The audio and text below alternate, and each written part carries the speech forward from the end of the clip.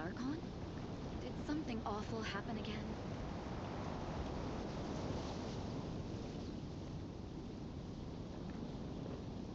Have you heard? Liu's Archon.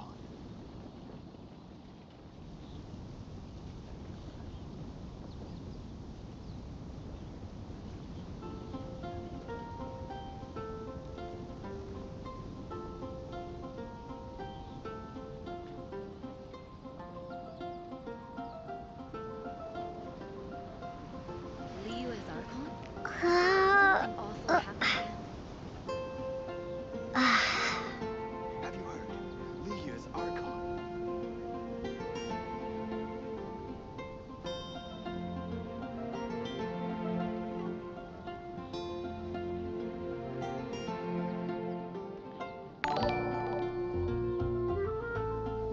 Liu as Archon? Did something awful happen again?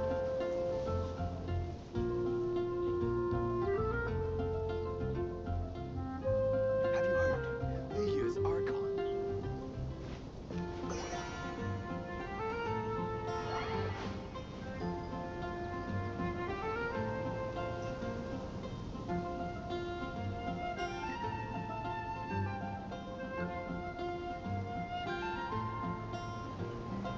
Liu as Archon? Did something awful happen again?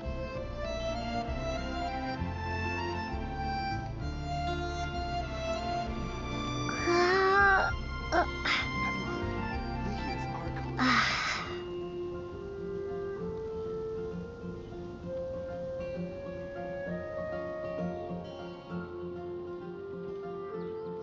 Liu's Archon. Liu as Archon? Did something awful happen again? Have you heard? Liu's Archon.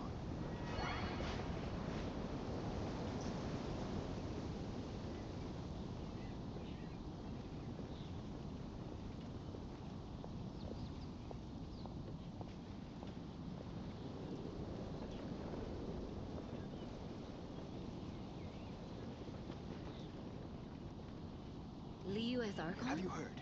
Did Liu's something Archon. awful happen again?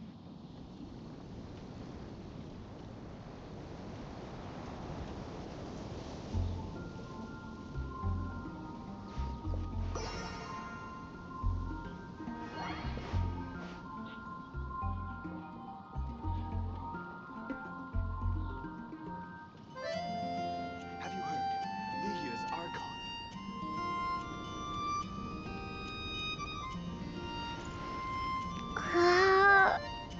Liu as Archon? Did something awful happen again?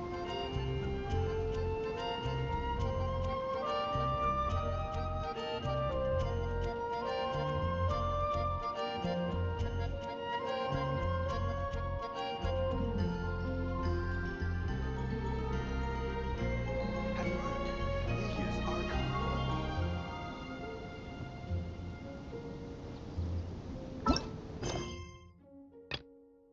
Awful happen again?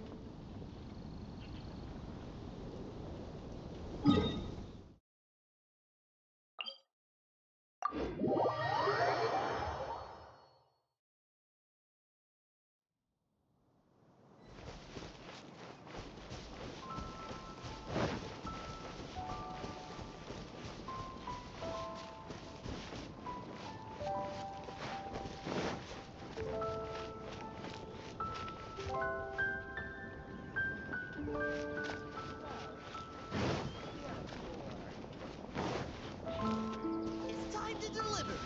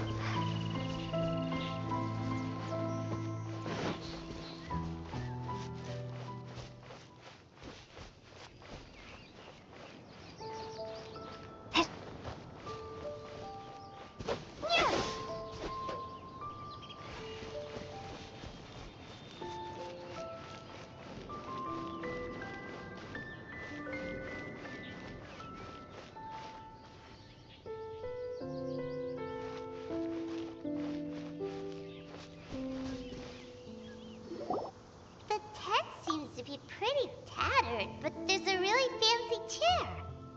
Could this be another aristocratic custom? Ah, it's you again. I thought I had rid myself of you two. Magnanimous. Yes, indeed, that is true. Very well.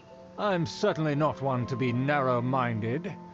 I'll overlook your previous misconduct for now and listen to what you have to say. Wow, this guy thinks so highly of himself. Ah, a kindred spirit, I see.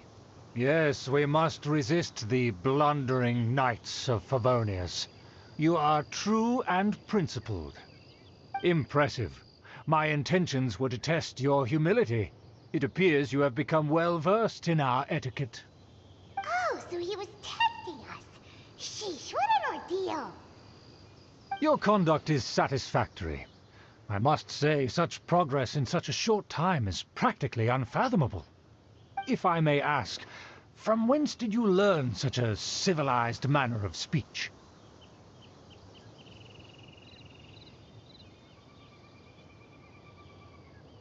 Ah, good. Very good. You are bright, and compared with the common folk of Mondstadt, you certainly have potential.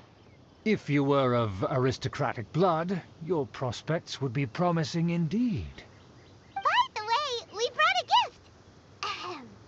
Paimon means we would like to present you with a small token of our goodwill. Huh? Could this be? Gebratnes Fleisch mit Sauerkraut? It's evident that your sentiment is genuine.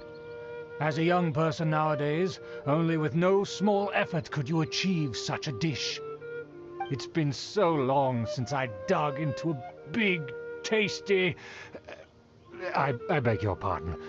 What I mean to say is, since it's nearly mealtime, I shall partake.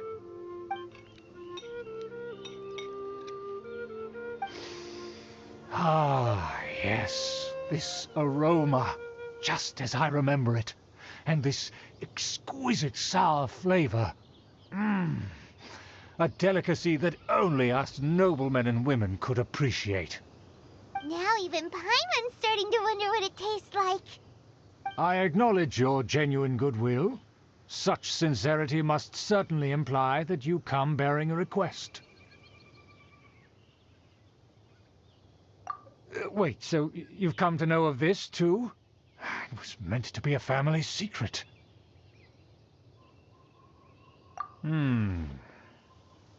Well, considering your meticulous etiquette, you must be a talent of unusual fortitude. I'm willing to place my full trust in you. Please, come with me.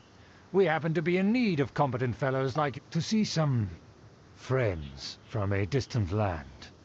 They have offered their assistance in restoring the Lawrence clan to its former glory. So he trusts us solely based on your etiquette.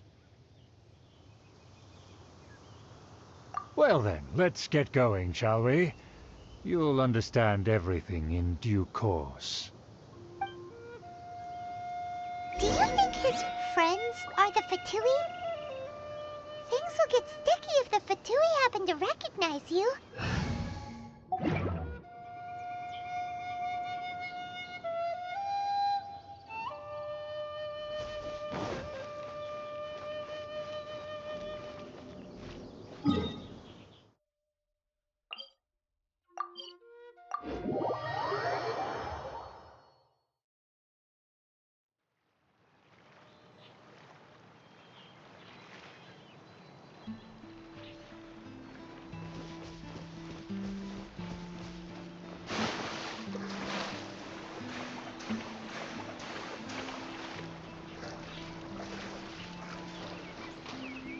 Time to clean up.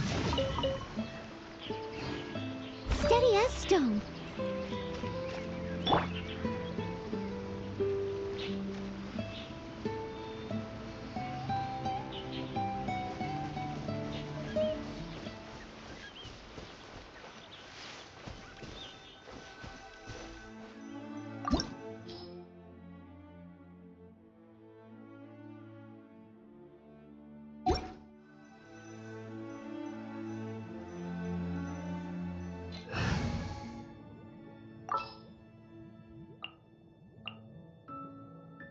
Ready when you are.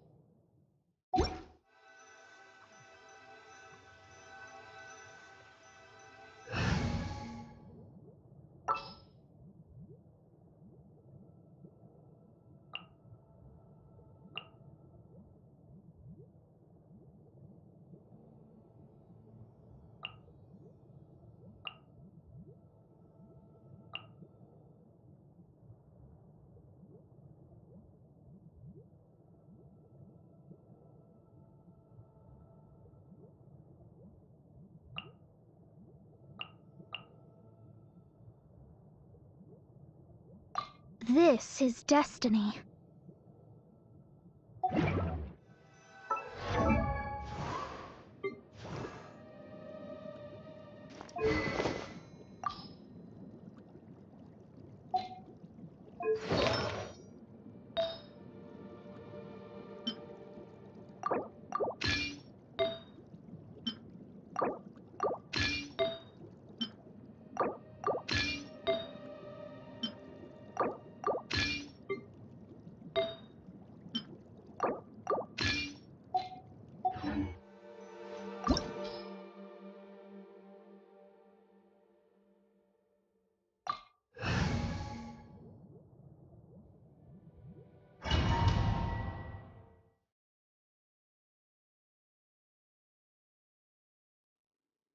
Huh? Why have you put on a mask all of a sudden? Even if they are powerful, our status is much higher than theirs in the land of Mondstadt. And therefore we shouldn't allow them to admire our true faces so easily. I see. Good thinking. Paimon thought for sure they'd recognize us. Let's proceed, shall we? I'll introduce you as my guest.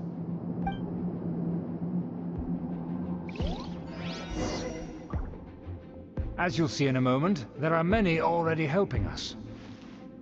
I heard that this area had already been purged once by the Knights of Favonius, but it's the only place around Mondstadt that is well concealed and spacious enough. Although it...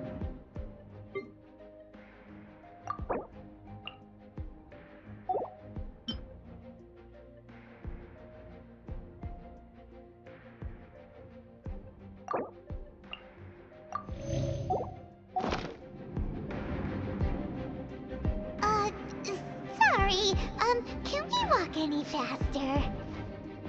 Of course not. An aristocrat always moves with grace in his steps. Moving hurriedly is unacceptable.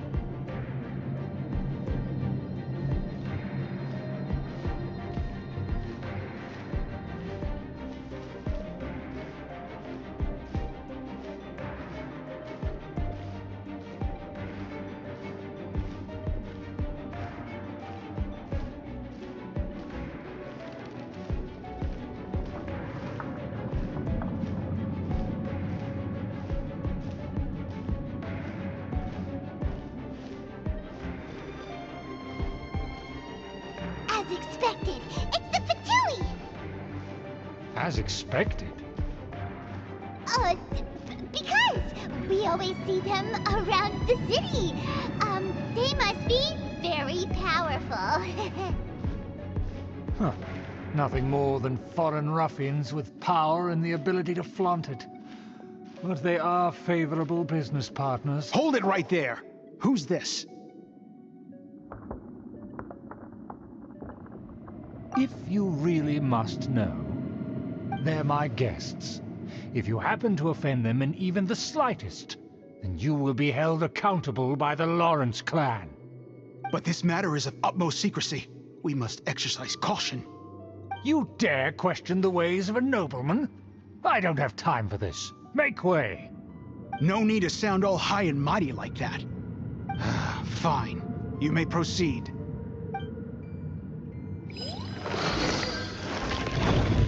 Sitting here with us, they don't dare to question you. Of course. That is the benefit of prestige. In past times, it would be a dire offense to speak to a nobleman in such a manner. We could determine a person's fate with the blink of an eye. Huh. And such glory will return to me again before long.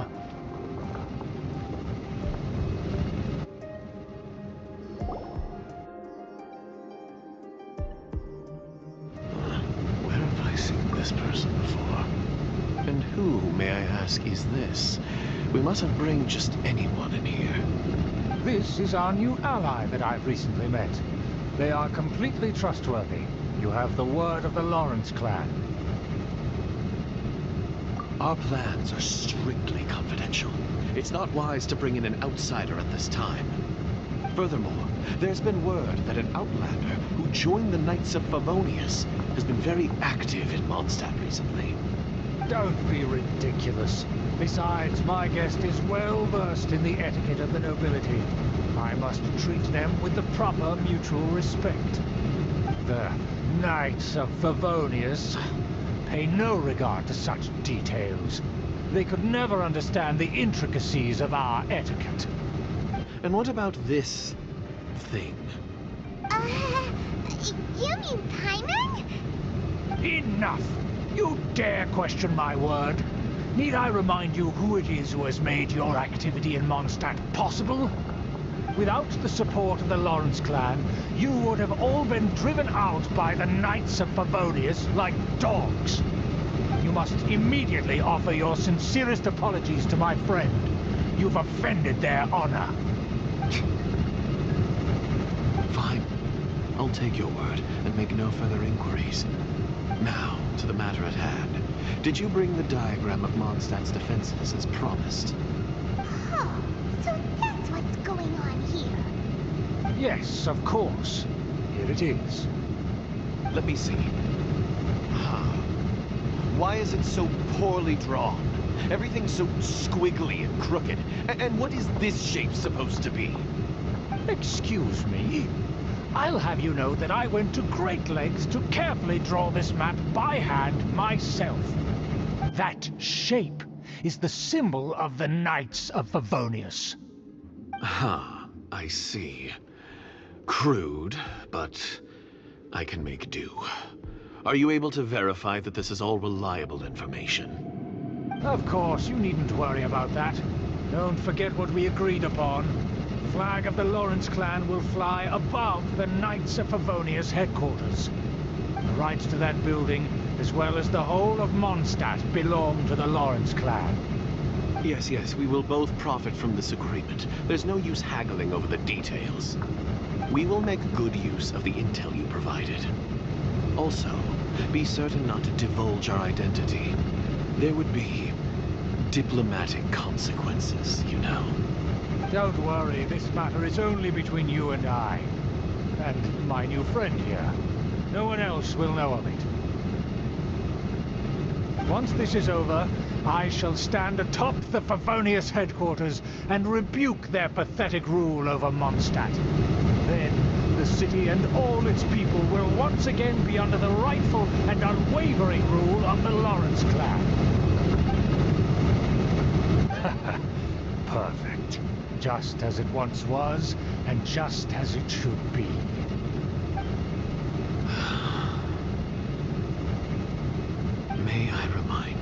once again that we mustn't act rashly. That is all, for now. Very well. Huh? What are you doing? That's right! It's the Honorary Knight and their trusty companion, Paimon! We're here to crush your evil schemes into dust! Dust! So this was all just a ploy to deceive me! It's your own fault! Who would put so much trust in someone based purely on their manners? After so much planning, this is how it ends? Huh! We'll see about that!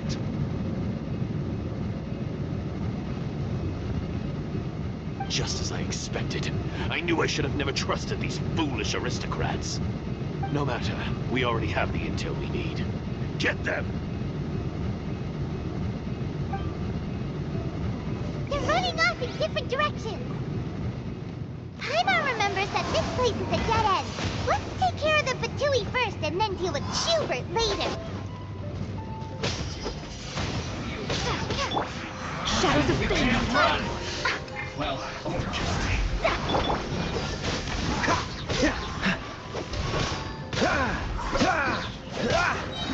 Don't give up. You got it. Freeze! Killjoy! We've only just begun. I miscalculated.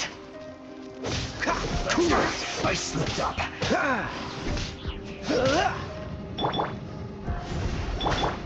Dodge this! The door is open. Let's go!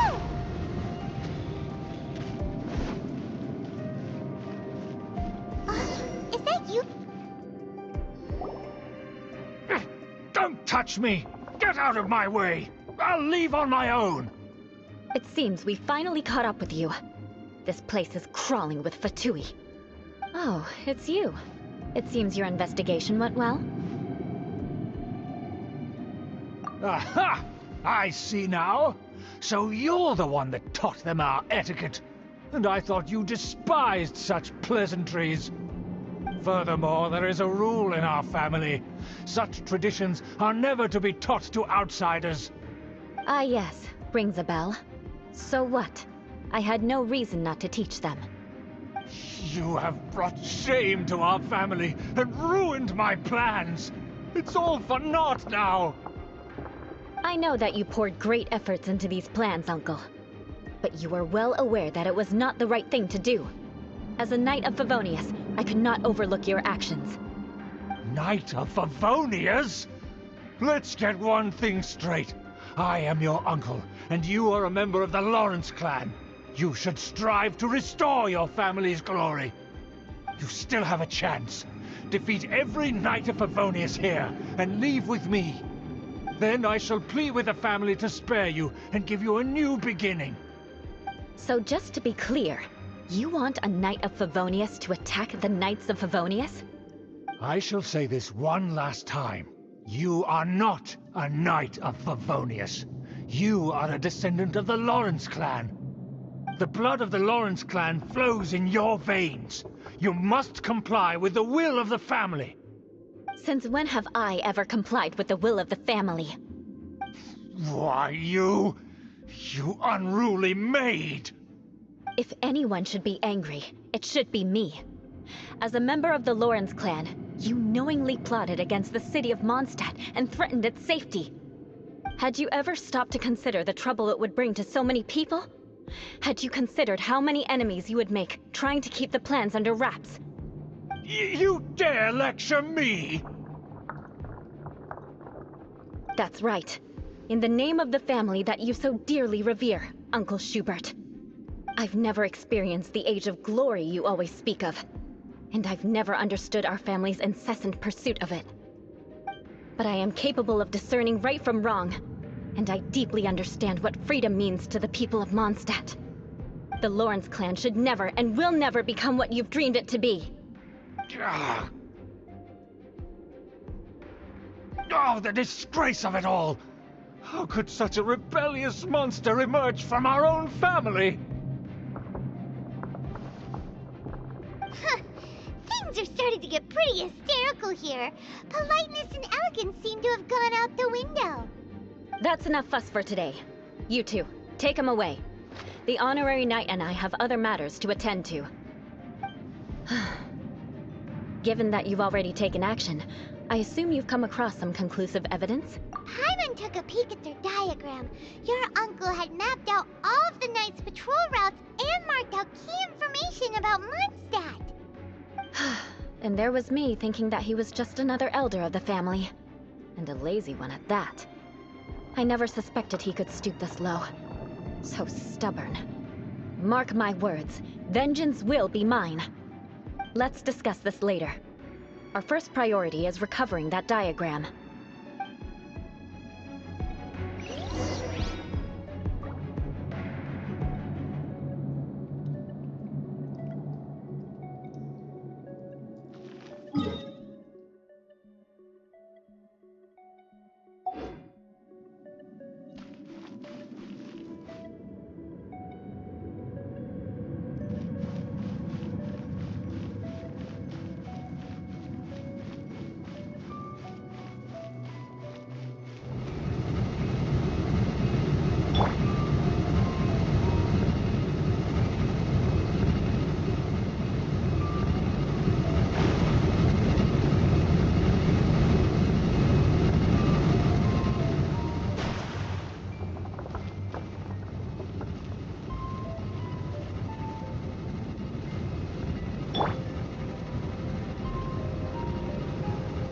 Cool it!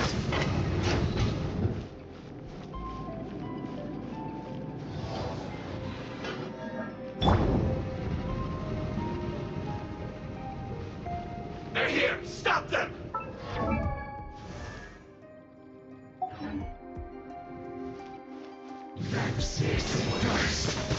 Yeah. Shudder! Huh? Beg for mercy.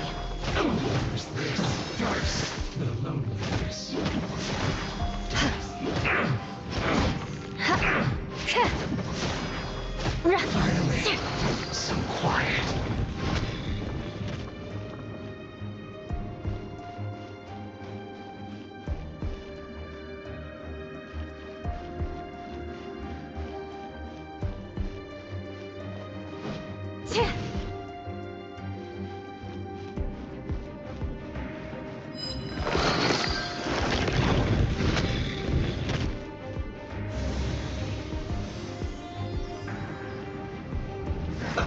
Let's move!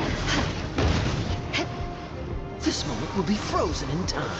Freeze! Cool Don't it! be a killjoy! We've only just begun! Have a look! That all you got? You can't run! Looks like I went too far! This one's well done! Dodge this! Oh, so sorry. Freeze!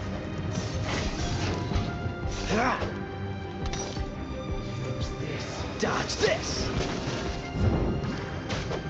What's the hurry? Let it rain! Get it! Be gone! This one's well done!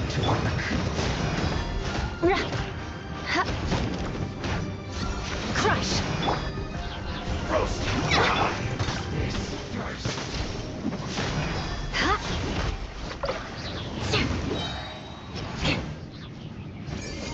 Vengeance will be mine! I must collect myself!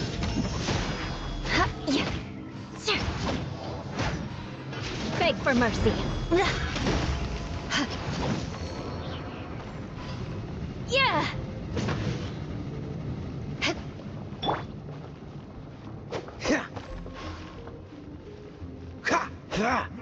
Let's not waste time! Cool it! Decided by destiny. Delved into destiny. Let's end this quickly!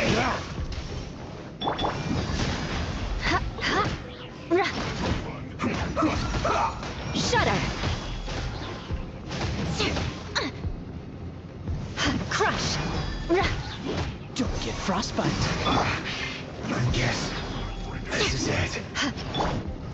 Dodge this!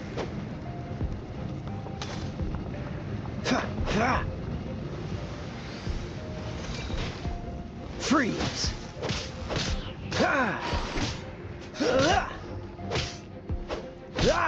Cool it! Freeze! No one escapes my sight! Let me scry! Cool it! Oh, so sorry. Shudder! Flood of frost! Crush! Beg for mercy! Dodge this!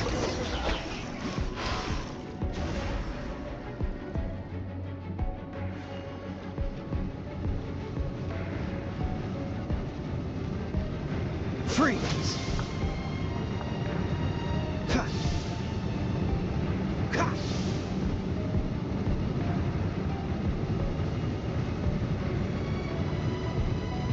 Dodge this!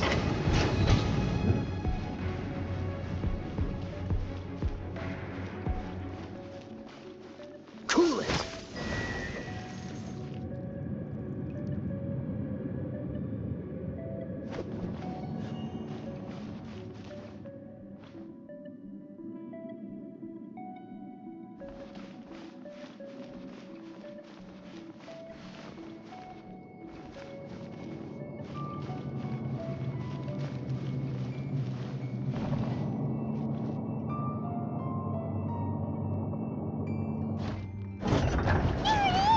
That's where they put the diagram! Just here, huh? I guess there's no other option but to fight.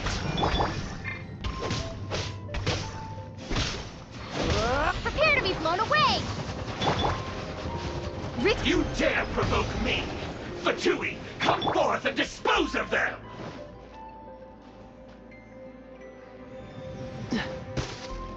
Leaving so soon! Frostbite!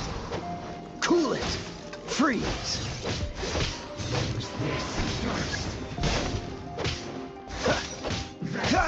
Dodge this! Prepare yourself!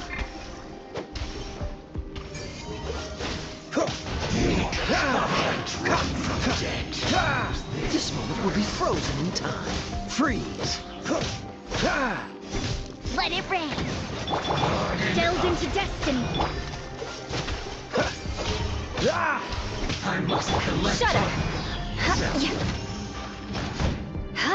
Crush! I must counterattack. This is trouble. Beg for mercy! Loneliness. Shudder! Vengeance will be mine! Beg for mercy! So quiet. This must be it. They may very well have already made a copy of it. But without my uncle as their puppet, there'd be no use in them attacking the city. The Fatui wouldn't have relied only on your uncle. True. But if their plan had hinged purely on taking Mondstadt by force, as opposed to with the help of a puppet, they could have spared themselves the trouble. The Fatui are dishonest, but they wouldn't go as far as to start an open war. Their opposition... Anyway, I'll inform the acting Grand Master. She'll know how to handle things from here. Oh yeah! You suddenly appeared at just the right moment! Yeah, about that. Because you stole my targets by attacking the Fatui I'd been tracking earlier. I came to exact my vengeance. You tried to do my job for me, and I'm here to return the favor. Finally! After all this time, Paimon understands what you're saying! In reality, you sensed that something might happen to us during our investigation. You were worried about us and your uncle, so you brought a team to take a look. My purpose was vengeance. Don't twist the story. You don't look too bright, but it turns out you have a knack for scheming. And mark my words, I'll remember that. Hey, what do you mean Paimon doesn't look too bright? You have seeded a deep enmity between us. Just you wait. Even if you were to be completely destroyed, I would never forget you. Bring it on! I like your fighting spirit. I'll take this diagram back to the Knights of Favonius and take it from here. Sure. Well, see you around. That you will. And make sure not to steal my targets next time.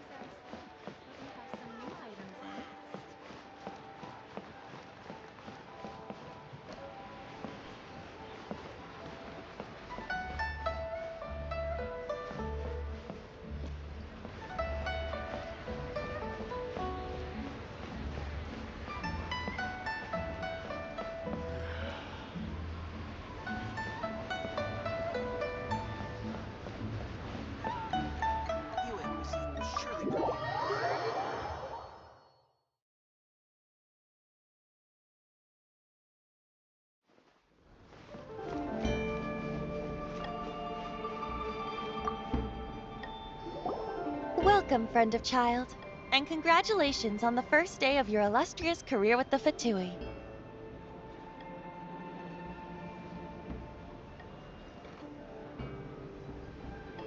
You sound remarkably sure of yourself. Remember, we are mere mortals. Our ideas are fluid like water. Only the Tsaritsa truly has a will as solid as the permafrost. But back to the matter at hand. Child tells me that he has upheld his end of your agreement. What agreement? Oh, the thing about him helping us find a guy? Correct. Child promised he would find someone to break the stalemate, and the Harbingers do not break their promises lightly. Ah, where is that guy anyway? Child is currently at Leoli Pavilion. Oh, Paimon knows this one!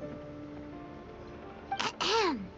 There are two styles of cooking in Liyue, known as Li style and Yue style. They have been competing for centuries, but neither has emerged as the clear winner. The flagship restaurant of the Lee style is the Lily Pavilion. The owner especially chose to open the restaurant at Feiyun Slope so they could compete face-to-face with the Shinyo Kiosk, which is the flagship restaurant of the US style. Don't talk to Paimon like that! Anyway, Paimon's hungry. Let's get moving.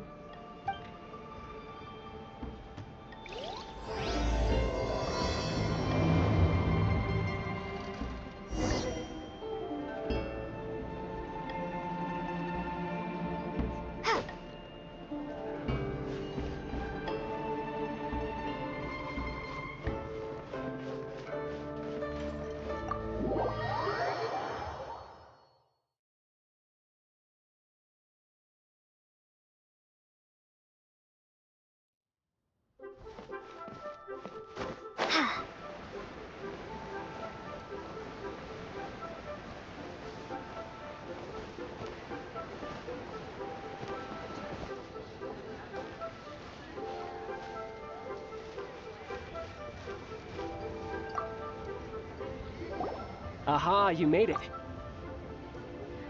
As promised, I have found someone who can help you.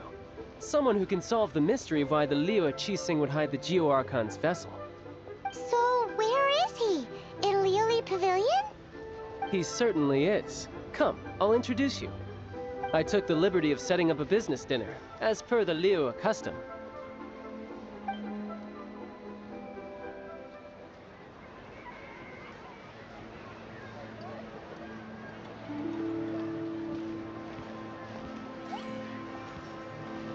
Welcome back, sir. You honor us with your patronage. Mr. Zhongli is awaiting your arrival in the room you booked.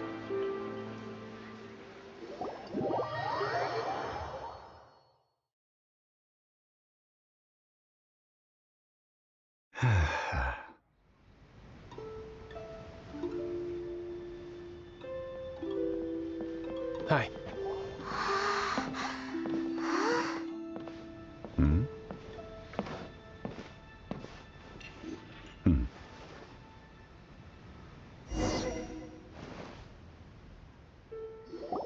Allow me to introduce Mr. Zhongli, consultant to an organization known as Wang Sheng, and a trusted associate of the Fatui.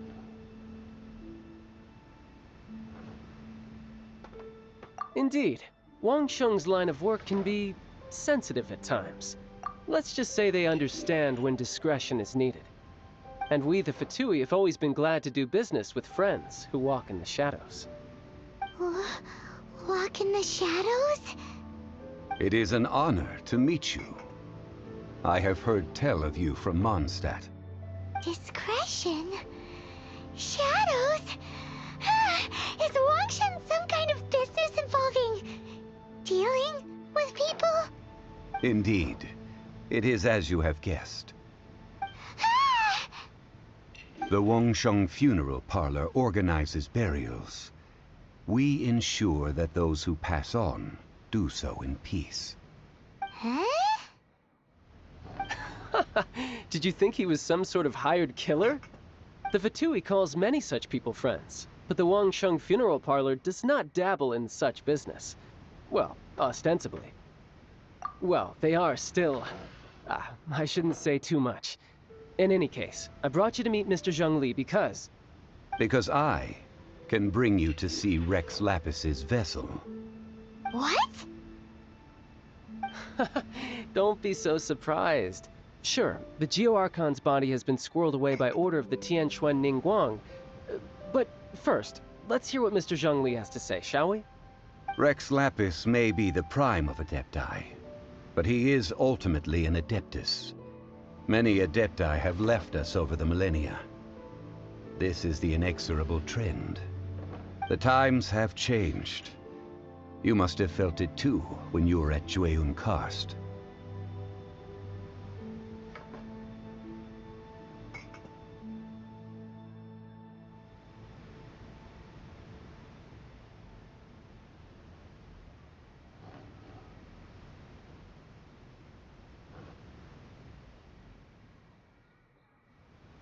As you have seen, the time of the Adepti is ending, and the time of mankind is slowly dawning.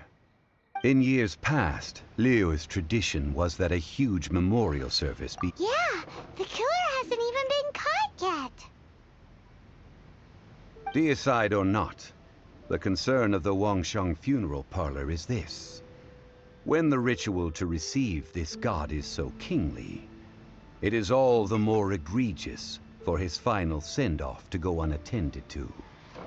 Traveler, Child has told me a lot about you.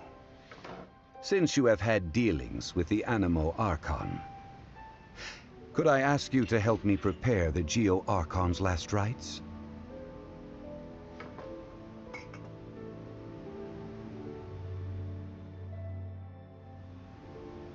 Well, if you really think about it, we don't have any other choice.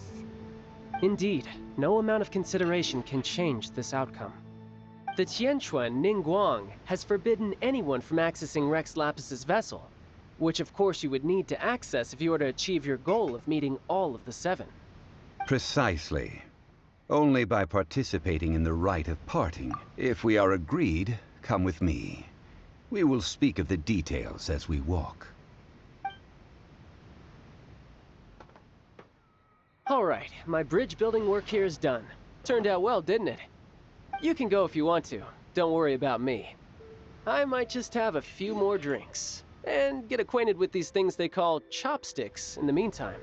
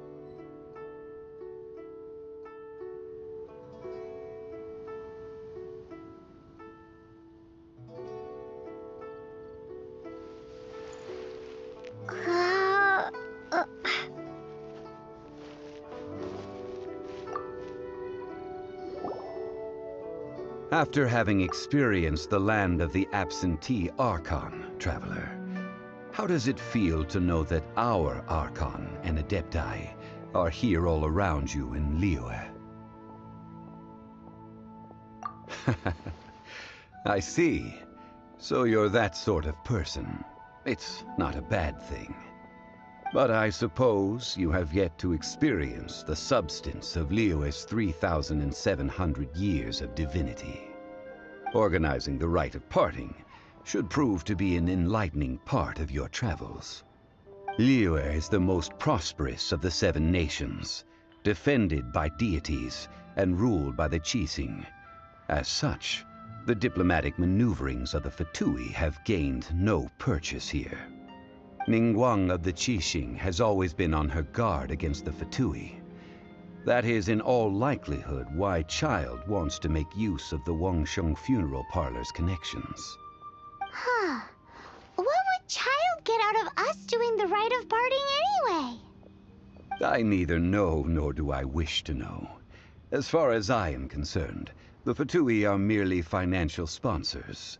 I only wish for Liyue's traditions to endure. These are the advance funds that Child has provided. If you use them up, you can go to him to apply for any subsequent funding. Wow! Well then, let us be off. The first step in our preparations shall be to obtain some prize Noctilucous jade worthy of a deity.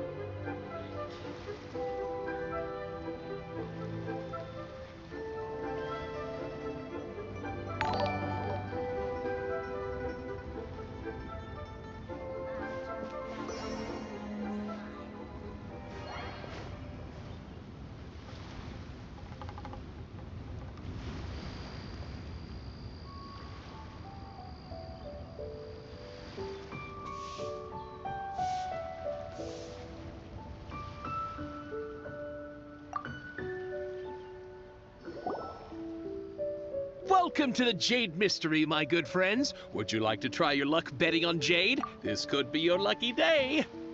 It's cheap and it's fun, and who knows, you just might strike it rich. Betting? No, we're here for...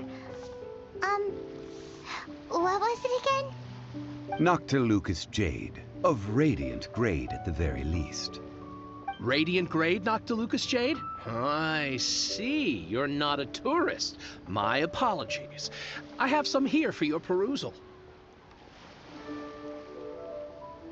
What do you think? The Jade Mystery is an old name in the jade business. Just look at that wonderful quality. Rex Lapis doesn't often bless us with such finery. Go on, pick whichever one you like. These 3 pieces really do look pretty. Not like the ones you usually dig up. But how do we pick? Should we just grab one and go?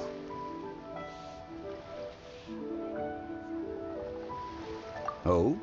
You want me to decide? That is fine as well. If it were me, the answer would be simple. Oh? And that would be... I'll take them all, boss. Oh, you act with such panache, good sir. I always knew you were not a man of ordinary caliber. Oh, wait, boss! That one didn't count! We need to discuss it again!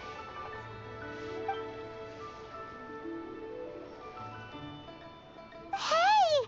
If we only need 1 for the ritual, aren't we wasting 3 times the more if we buy them all?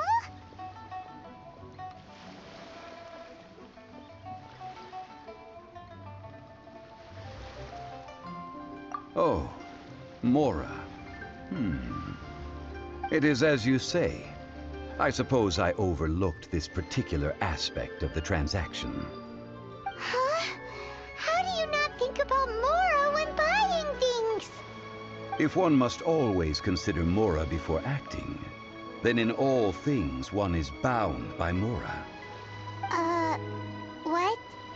All Mora is currency, but not all currency is Mora. What?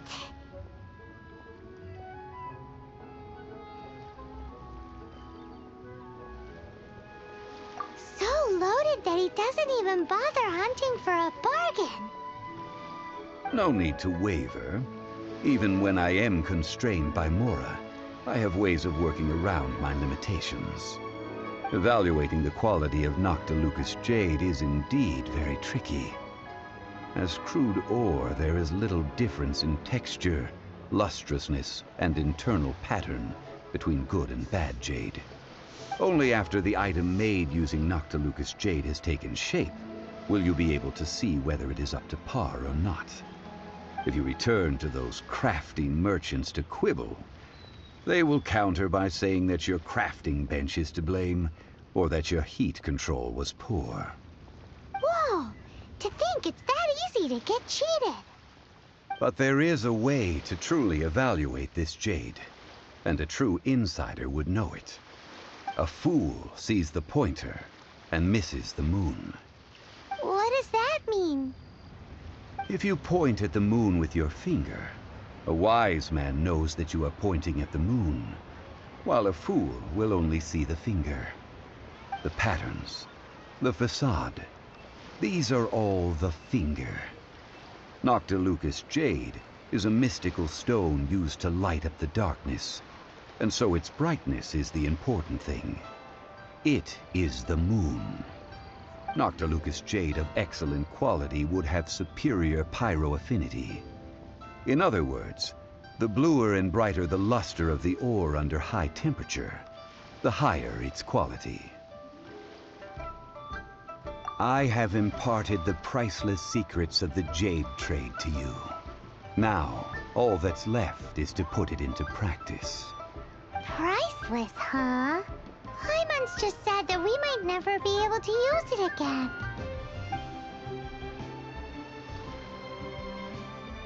We're back to buy some rocks, boss. But can you let us burn them first? Burn them? You can't do that, my friends. If you were to do so, what would I have to sell?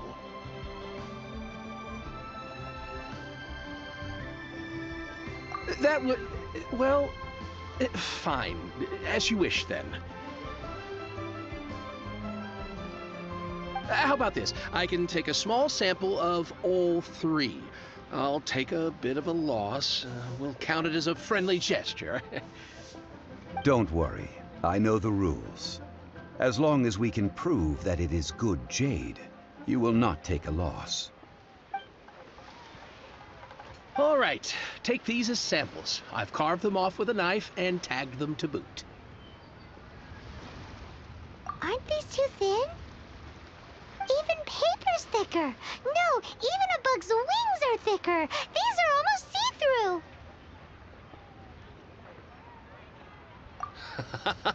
Oh, you flatter me, but I have to be gentle with these rocks. They are my pride and joy. If I'd taken off even a bit more, it would have killed me. But wouldn't something this thin go poof if we held it to the fire? It can't be helped. Trying to deprive a merchant of his profits would be like forcing a ravenous wolf to vomit up the food in its stomach. Nonetheless, under the right conditions, these thin slices will serve. What sort of conditions? While we add the high temperatures using pyro, we can use hydro to reinforce it from within. This way, the samples will not disintegrate immediately. Oh! Oh, sir, to think you were this learned. Thank you for your understanding. Strictly speaking, asking for samples when we have not yet agreed to purchase the goods is unfair. Trade in Liyue must be based upon fairness. Well, guess we just need to find a place to try this out.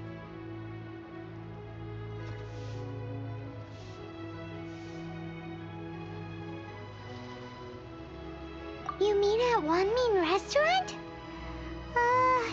As long as we do it when she's not in.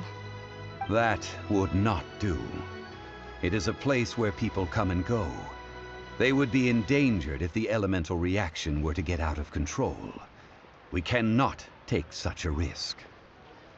Oh, Paimon remembers we once saw this big pot down at the Dada Upa Gorge in the camp of the Hilly Churls from the Meaty tribe. It's real sturdy and should be able to take the elemental reactions. Now, let's pack those samples up and make a move.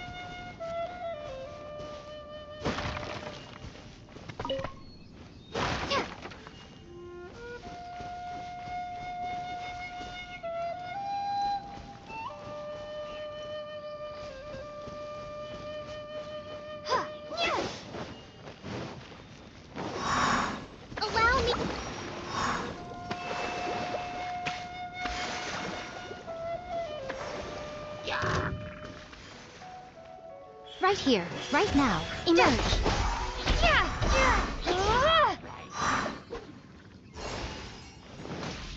Emerge.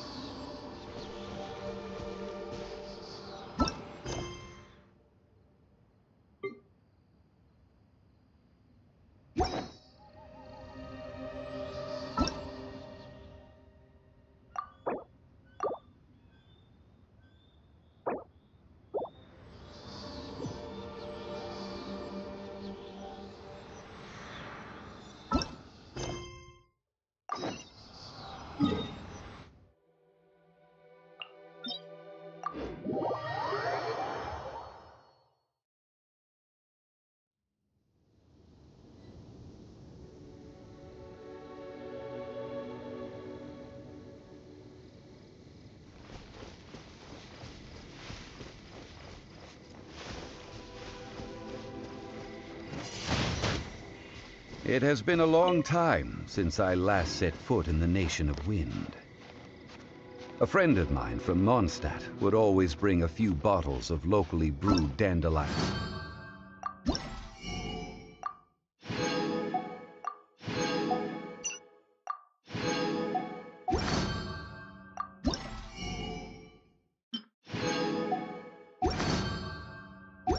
Wine whenever he came to visit me in Liyue. It must be said that the famed liquor of the land of pastorals is far better than Sumeru's frigid snake wine.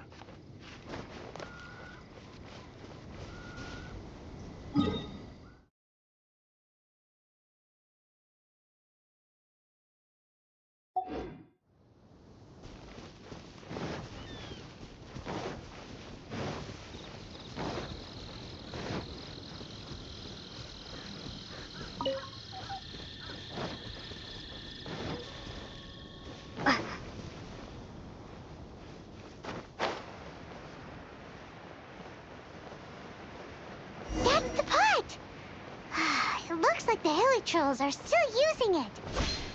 It's a bit impolite, but we gotta cut the line.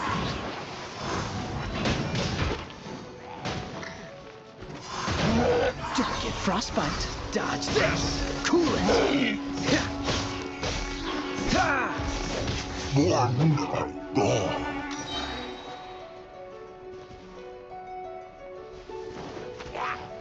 Freeze. Oh, so sorry. Ah!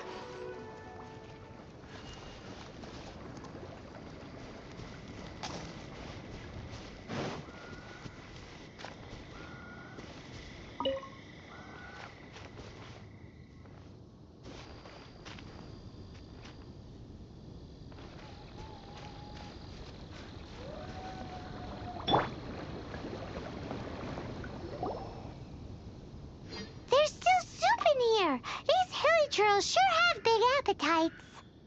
This soup looks like it could be used as our hydro-elemental protection. Let's fire it up and begin our experiment. We're ready to go. Paimon will help remember which one of the three is which. Use pyro to keep making the pot hotter until we get the results we need. Mr. Zhongli said that the shinier and bluer the ore gets, the better it is. So, pay close attention.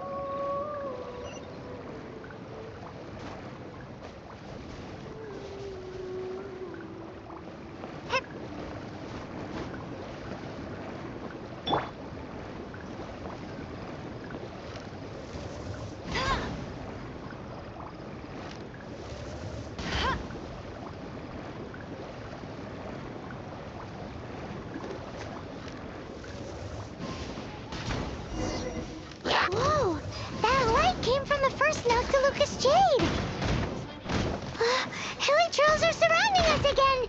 Were they attracted by the light? Such nosy neighbors! Let's take care of them and continue again after.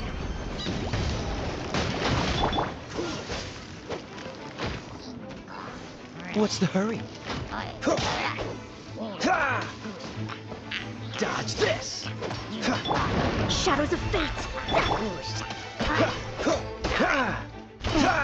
Freeze!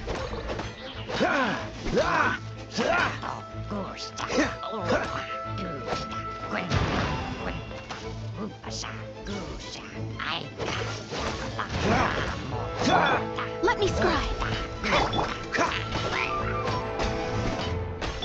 Go, Baron Bunny! Delve into destiny! Cool it!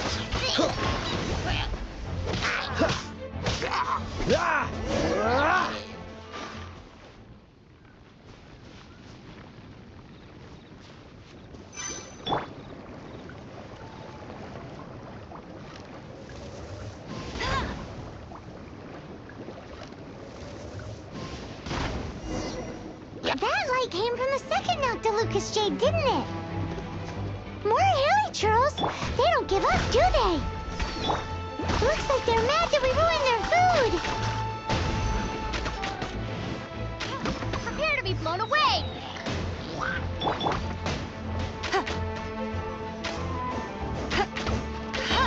This moment will be frozen in time. Freeze! Cool it! Let me scry! Dodge this!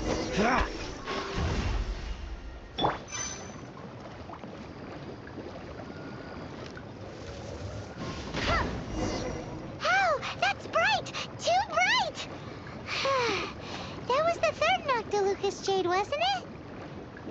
It was so much shinier than the rest. Let's go with that one. Let's head back to the Jade Mystery to buy some jade, shall we?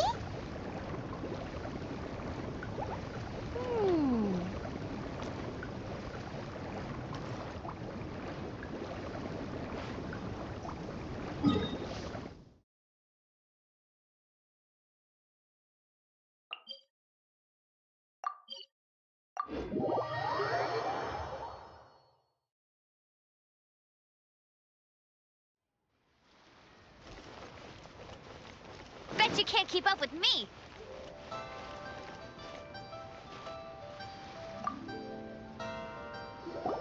You're back, my friends. I've kept the goods for you. Which of them would you like?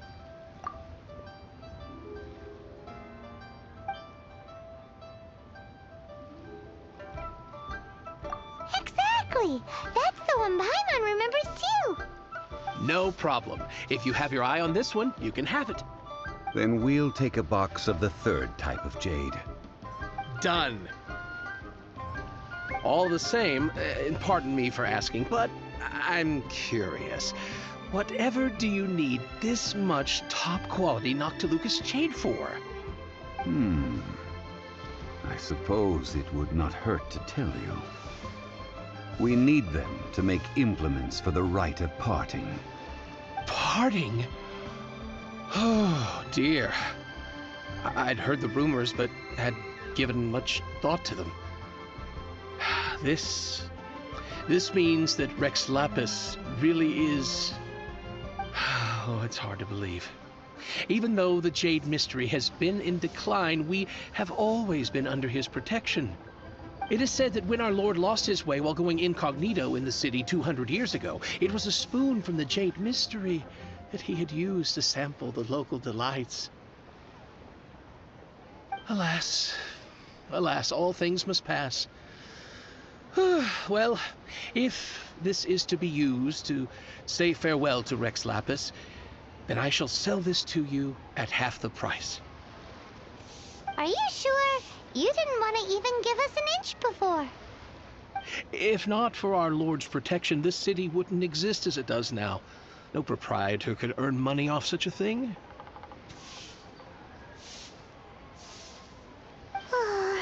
I'm sure Rex Lapis will feel your sentiment, boss. In the safe hands of the Liu Achising and good honest merchants such as yourself, I for one believe that Liyue will continue to prosper as it always has done. All right. Thank you, my friends. What's with me getting all sentimental like this? I'll practically be giving away all my fortune at this rate. Now that we've made our choice, Let's take this Noctilucous jade back. Hey, wait a minute. He said it was half price, not that we could leave without paying. Oh, right. I'm sorry. I must have forgotten to do that too. Let me see. As I thought, I didn't bring any. Any what? Mora, my apologies. Another oversight on my part. Oh, that won't do. This isn't some small sum. Oh, wait! Didn't Child give us some advanced funds earlier? Whew, that's a relief. Have a look, It's fine. Just enough for half price. Though to be honest, it'd be all right even if the sum wasn't quite enough. Well, it's settled then. Let's take this jade to Yujing Terrace. That's where we plan to hold the rite. Look at you bossing everyone around. You didn't cough up a single Mora.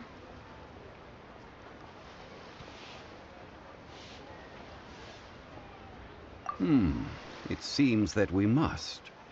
I will keep that in mind. Thanks, both of you.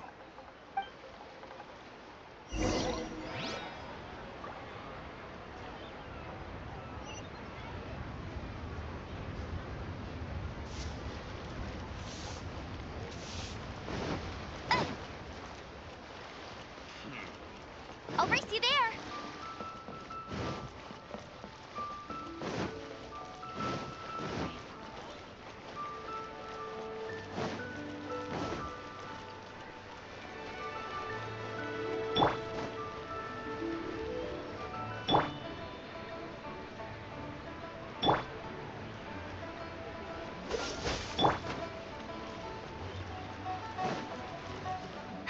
That's more like it.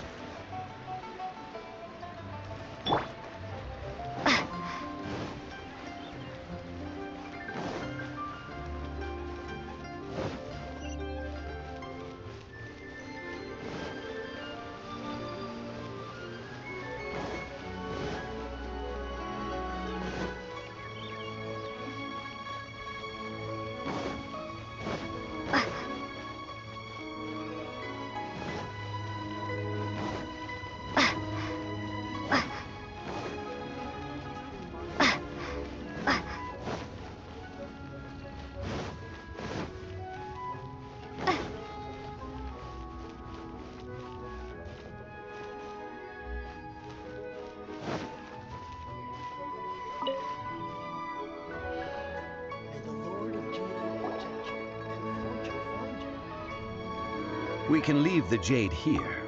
I have already called for a jewelsmith to shape them into the implements that we will need. Ah, yes. I have yet to go and see Child. So, as for the jewelsmith's remuneration...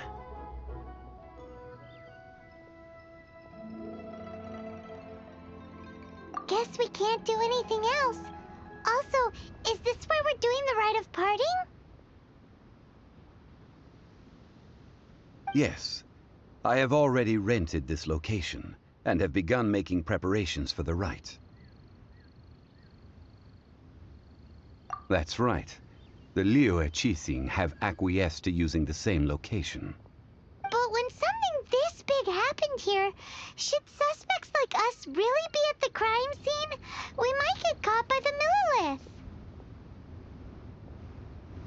Although with that said, since we got back from Dwayne Karst, none of those pesky Millilith soldiers have come chasing after us. Wonder what that's about. Also, the, Rex Lapis vessel... Traditionally, we call it the Exuvia. Ah, right! That's what it was called. You seem to know everything, Mr. Zhongli. So, was this Exuvia hidden away by the Qixing? I mean, we haven't even figured out who the murderer is. One must think that they already have someone in mind. Or perhaps they already know. These things are for the authorities in Yujing Terrace to consider. Trying to help would probably only add to their troubles. Before the rite is conducted, The exuvia will be kept temporarily in the Golden House. Golden House? The only mint in Liyue, which is to say the only mint in Teyvat. All the mora that flows throughout the world is minted there. Wow! Oh, no! Paimon wasn't thinking about anything bad. Paimon thinks it suits Morax. But why do you know this, Mr. Zhongli? Since the rite of parting has the approval of the Qixing, it is a semi-official event. As such, there is already some limit. Perhaps each has their motives. But this is the capital of commerce. A little exploitation once in a while is not unacceptable. In Liyue, where the god of contracts reigns, only contracts may not be betrayed. I, for one, have no issue with little maneuvers outside their remit. Well then, we should go and prepare the perfumes used in the rite. Perfumes? Where'll we get those? Do we buy them? No.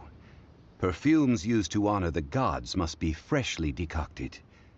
The quality of the silk flowers we require is also special. Silk flower petals contain a fibrous material of good quality, often used in brocade making. Its scent, however, is most elegant, and is especially suited for solemn events, like giving offerings to gods and adepti. It's time for Zhongli's lectures on high society again. We shall not speak of the details right now. Follow me. We shall go to the merchants to purchase our ingredients. May the Lord of Geos protect you, and fortune find you.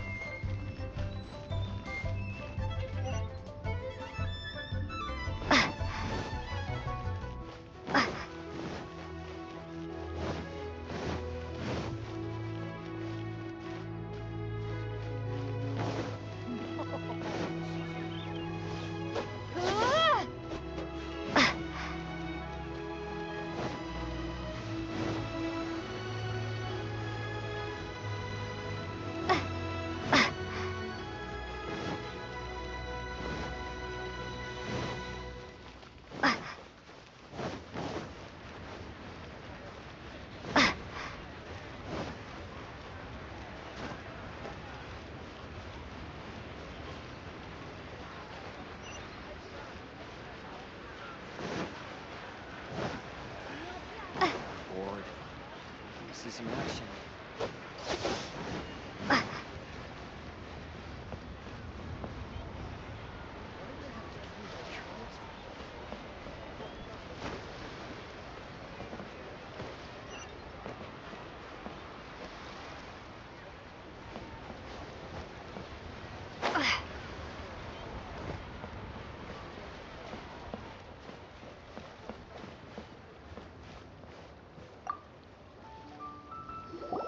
Hey, boss, do you sell silk flowers here? Silk flowers? We certainly do. Which kind would you like? Which kind? The good kind? The best kind? Remind Paimon what kinds there are again? Ugh, you ignorant shoppers. Always coming in here with your stupid questions. Golden House Maiden, Valley Weaver, and Fate's Yearning. One of each to start with, if you don't mind. My goodness, this gentleman is quite the connoisseur. You two must be his servants.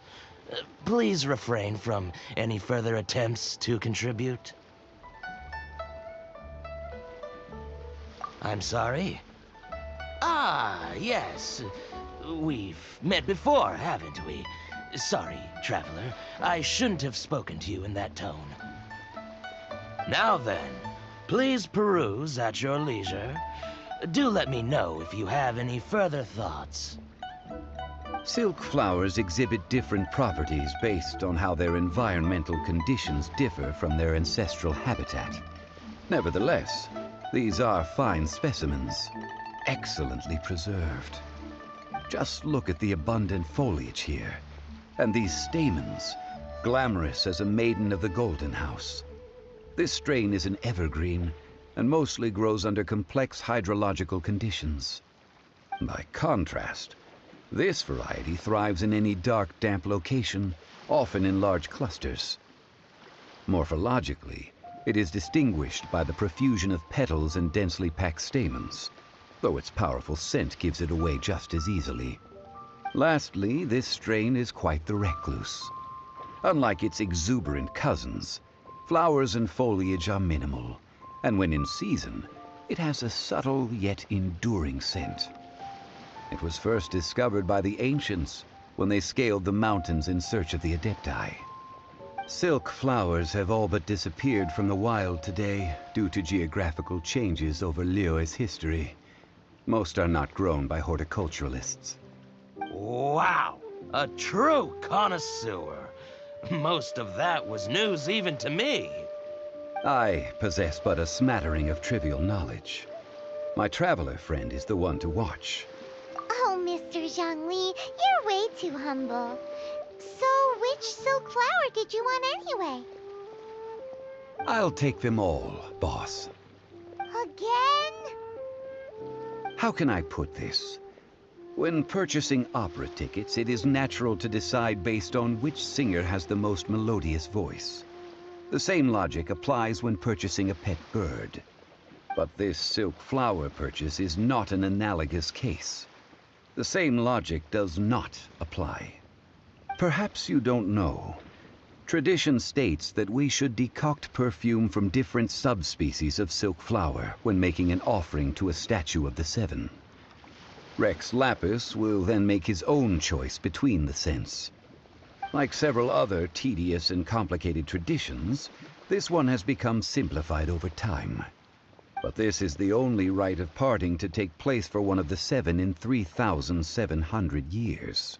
As such, I do think we should honor tradition down to the last detail in this case. Now that's settled, a question. Do you have any Mora on you? You forgot to bring money again? Zhongli. If I may interject, did I hear you say that these flowers are to be an offering to the Lord of Geo himself? Yes, in a sense. Gosh, well, why didn't you say so? I heard the awful news about what happened at this year's Rite of Dissension. It would be bad luck to say it out loud, but I've been worried about our dear Lord ever since. I'm worried that everything I've heard is true. Since these flowers will be used to glorify our Lord, they're free of charge. Just don't forget to pass on my regards. Are you serious? Why wouldn't I be? I would be nobody if not for Rex Lapis. If he hadn't written those poems in praise of my wares, they'd only be worth a fraction of what I can sell them for today. Huh. So much folklore here revolves around Liyue's deity making cameo appearances in support of local businesses. Thank you, boss. I think I speak for all of us when I say that your generosity has saved our skins. Our skins? You were the one who forgot to bring money. Please, it's the least I could do.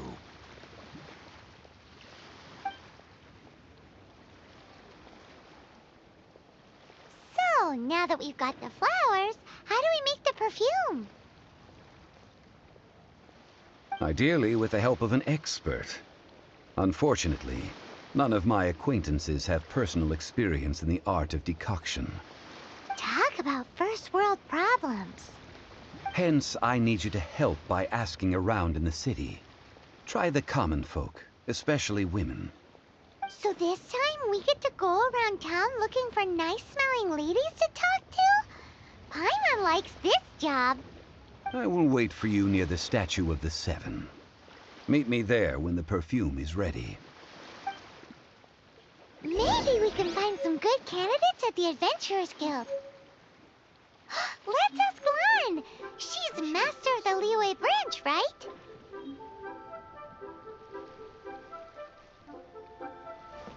You can't beat the atmosphere here.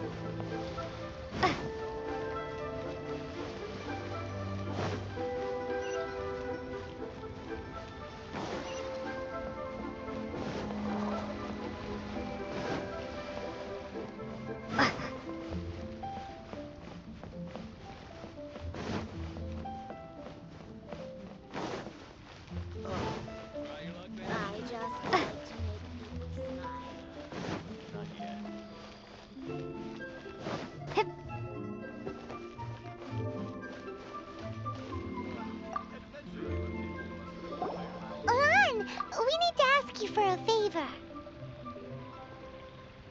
I stopped accepting commissions a long time ago. Sorry, you two, but you'll just have to ask another adventurer. Oh, it's not that kind of favor. It's just a teeny tiny thing. Wow. Just wow. I'm just going to assume that you're either joking or being sarcastic. To be fair, I put a lot of effort into my appearance for someone who spends all their time in the great outdoors. But I smell great? Don't be ridiculous. Well, Paimon thinks you smell amazing. So come on, Lan. What's your secret if not perfume? Now that you mention it, yes, there is something. What is that scent? Oh, it must be from the Qingxin flowers I picked on the way back. I forgot I still had them with me. Aha! The truth is out. Lan's got a soft spot for wildflowers. No, they were for medicinal use only. Anyway, this is a pointless conversation. If you want to know about perfume, try talking to Qiming. The fortune teller, right? Paimon remembers she smells pretty good. Thanks, Lan. See you around.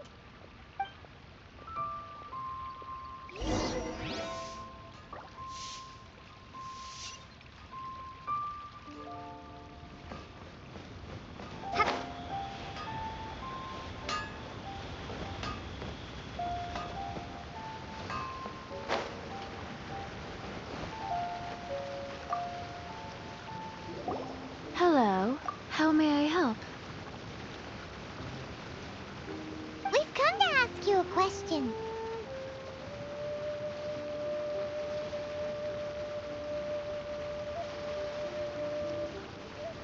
Perfume? I rarely think to use it, let alone about how to make it myself. That said, some of the cosmetics I use are scented. Perhaps that's the cause of this confusion. Since I usually set up my stall by the docks, I avoid perfume like the plague, because Celestia forbid those lusty sailors catch a whiff and come hunting for the source. That's the worst thing Paimon's heard all day.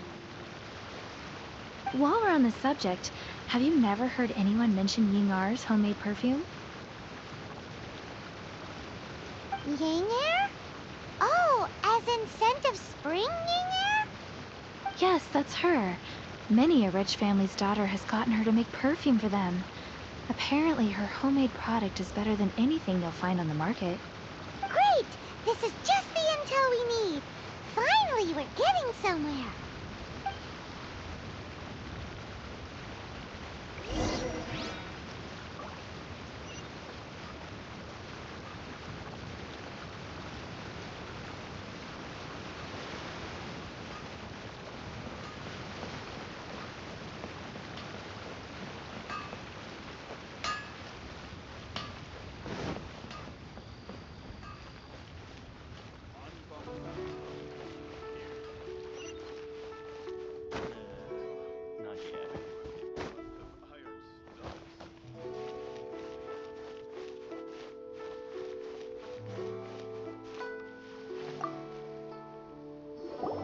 Well, hello. You found me at last. I've been waiting for you. What? How did you know we were coming? Oh, I heard a rumor about a couple who were snooping around town looking for a sweet-smelling lady. Actually, I was starting to worry you wouldn't find me. This is the ultimate test of my appeal, after all. Snooping around? Why are you making it out like we're bad people? What can I say? People love to talk. Maybe you ought to be more discreet in the future if you don't want word to get around.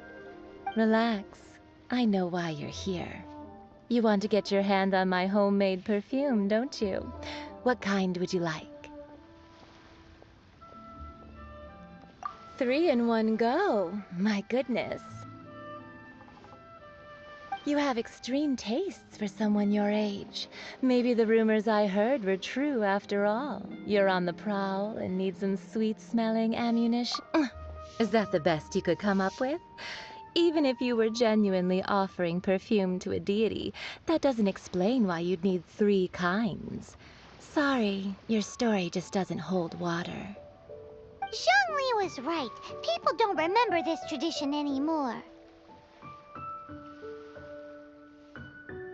As one of my favorite poems goes, "O cherry tree, begrudge not thy blossoms as they are deflowered in the spring, for come winter, even thy sturdiest wood shall wither." That went over Paimon's head a little. In short, I'm happy to help. Traveler, you can be my assistant, but you'd better make sure I'm the only person on your mind while you're hanging around with me. So, where is a good place for making sweet, sweet perfume?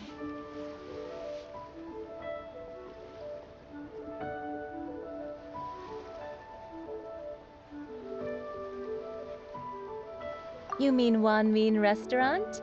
Good choice. Let's go.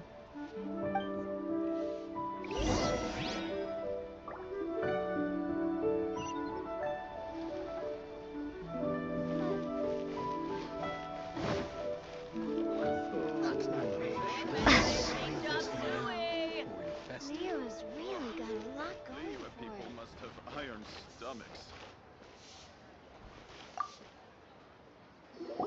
I've had a word with Chef Mao. We can start work now. Are you ready to please me? What did you say? I meant make me proud, as my assistant, obviously. While I'm setting up, you can go and fetch some water. Nero's really People got a lot must have iron stomachs.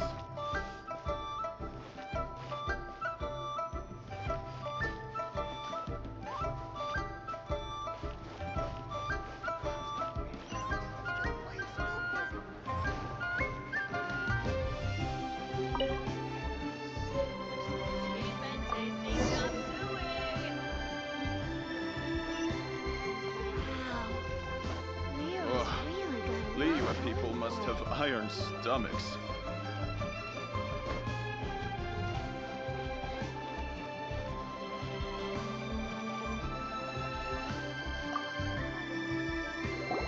This water will do nicely.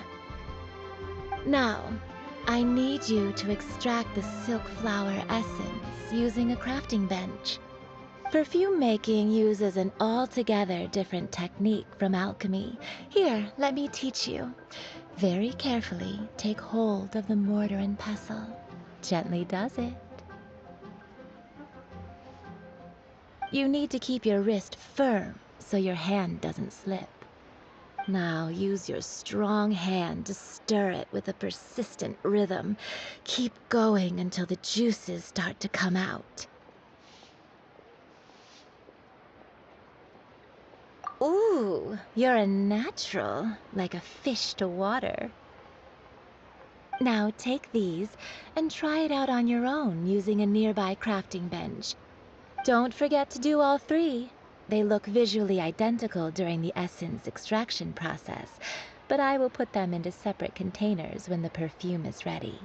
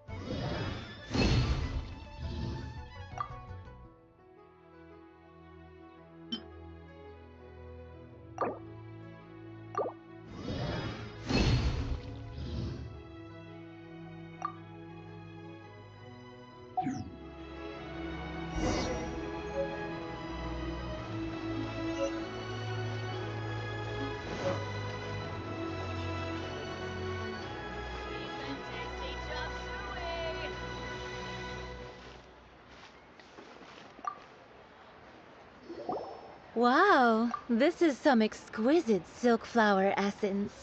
On to the next stage, the most important one of all. The essence is placed into water and simmered over a low heat until most of the water has boiled off. You must take care to control the heat during this process. If the temperature goes too high, it will affect the scent. So please focus on controlling the heat. This is the final step. Don't waste a drop of that essence now. We want all of it in there.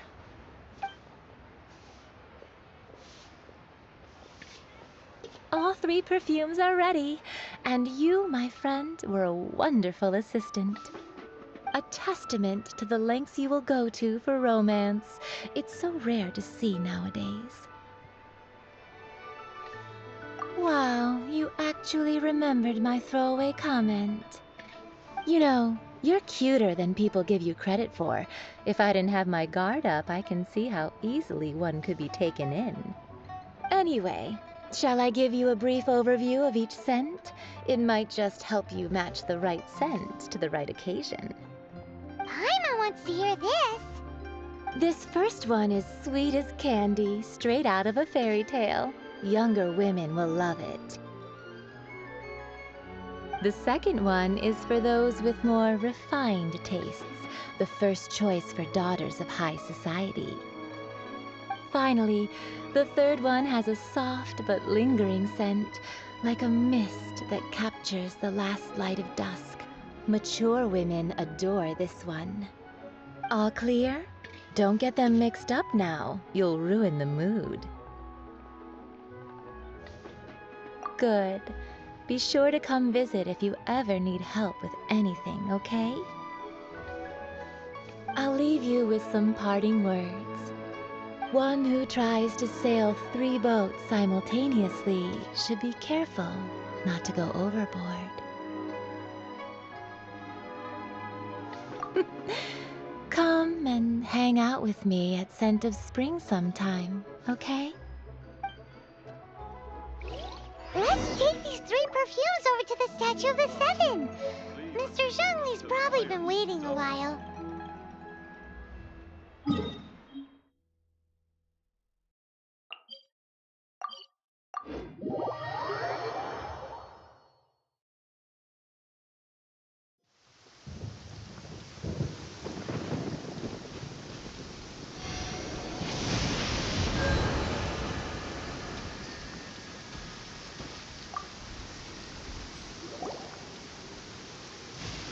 We've brought the perfumes, Mr. Zhongli.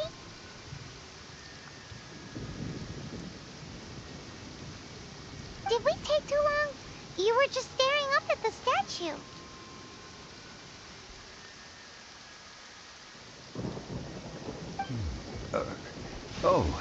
You're back. Don't worry, I haven't waited long. Compared to the watch that Rex Lapis's statues have kept over Liyue, this was but a brief moment. Well, how can a person compete with a statue? That is true. Well, have you brought the perfumes? 3 sets, and not 1 less. Thank you both. Let us offer them up.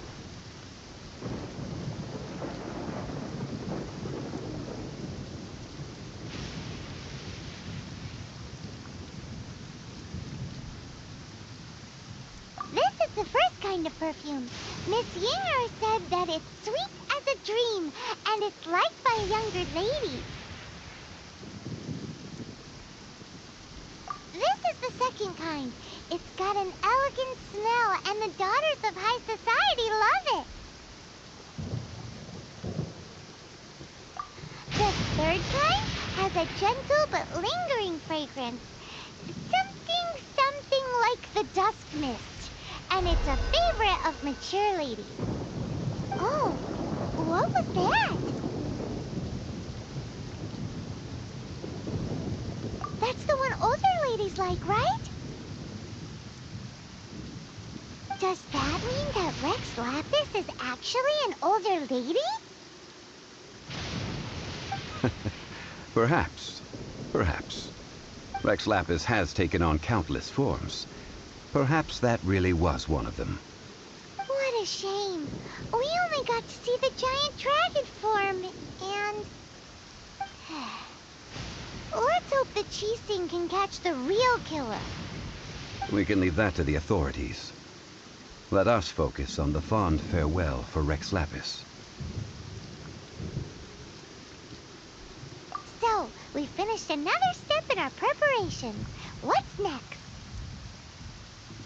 Next, I would like the two of you to help me borrow the cleansing bell. Cleansing bell? At present, a friend of mine named Madame Ping is the guardian of the cleansing bell. She lives near Yujing Terrace. If you ask her, she will know what to do. Sure, but aren't you going to come with us? Ah, I have certain reasons why I cannot be there in person. Please, do this for me. Man, why's he gotta be so secretive this time?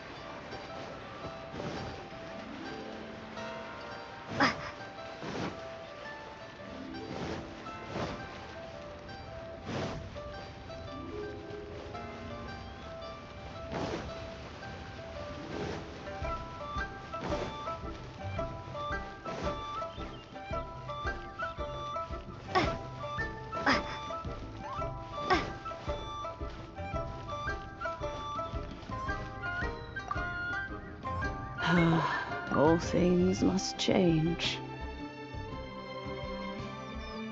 It's nothing. It's nothing. I just thought it a great shame that so many of these glazed lilies have wilted. What happened to them? Back in my day, people said that glazed lilies can read human hearts. If they heard beautiful sounds like laughter and singing, they would also bloom joyfully. But if they heard too much wild gossip or slander, they would quickly wither away. So that means these flowers feel what's happening in Liyue? Yes, the rumors of Rex Lapis's death are no small matter. They are everywhere.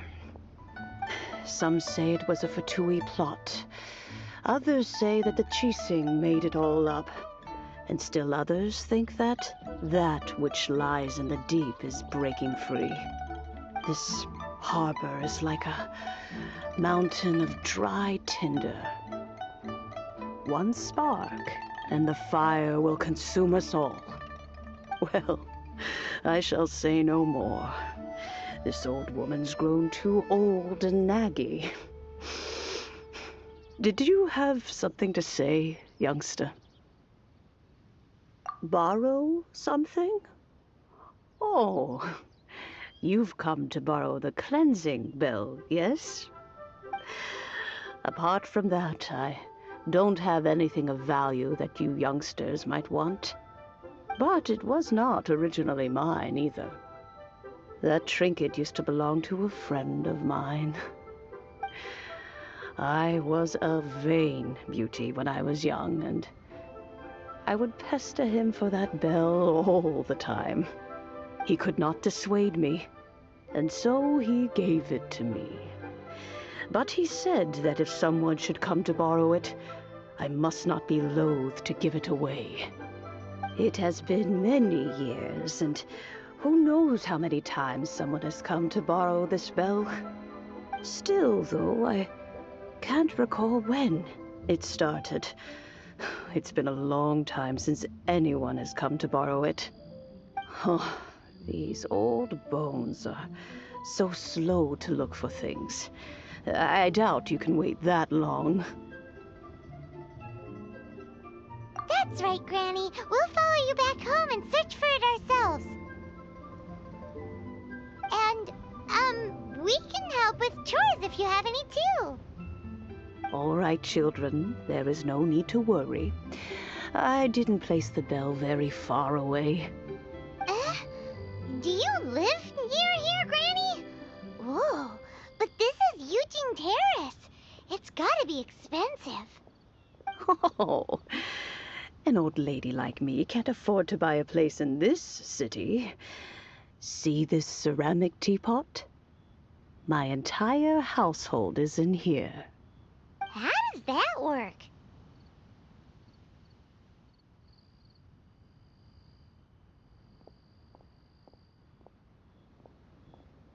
Hey, that's rude! And even if it was like that, it must be a very expensive bell, right, Granny?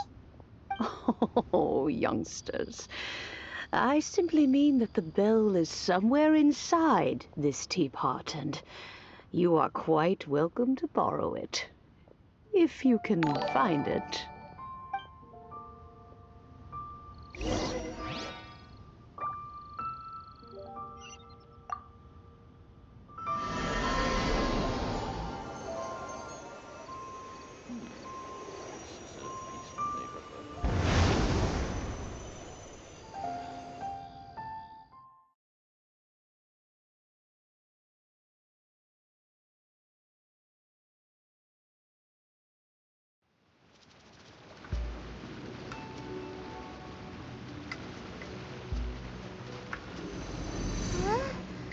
Where are we? What just happened? Youngsters, this is where this old woman keeps all her things. Quickly now, go fetch that bell. Whoa! That sounds like Granny's voice. So, this is her teapot? What's going on? Oh dear, so many cobwebs. It seems I really haven't cleaned it in a long while. Sorry to trouble you, children. Please help an old lady clean up.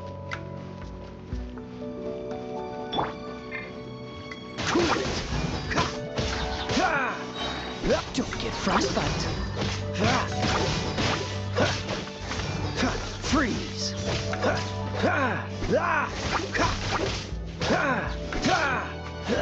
Dodge this.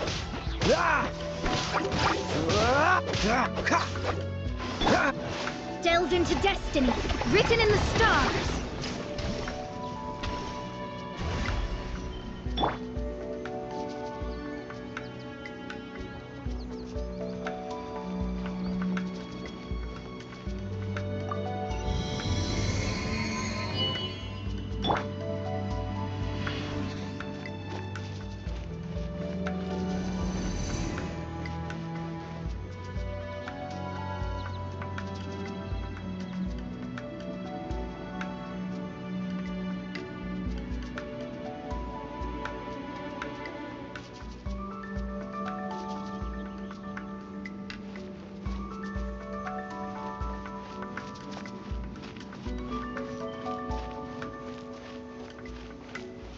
Did you notice?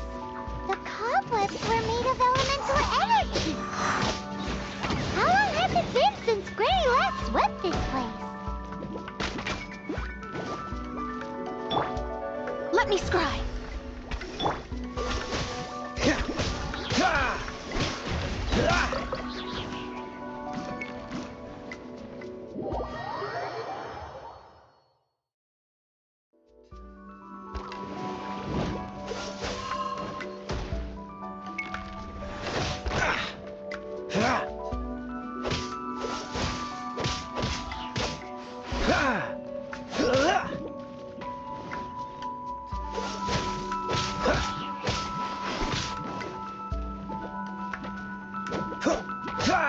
Freeze.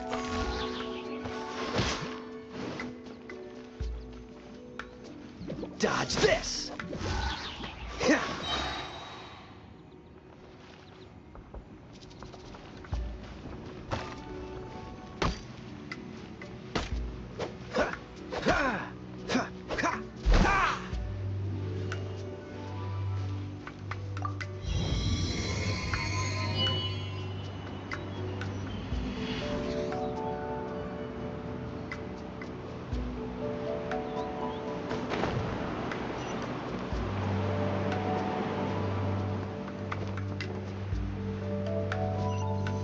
You know, with such a special teapot and the cleansing bell, do you think this old granny could also be an adeptus?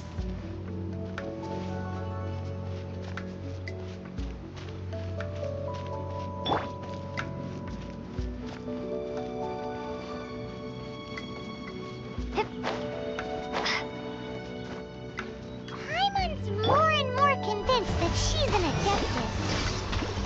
But don't they all live in Junyang Karst? Why would she stay in the city?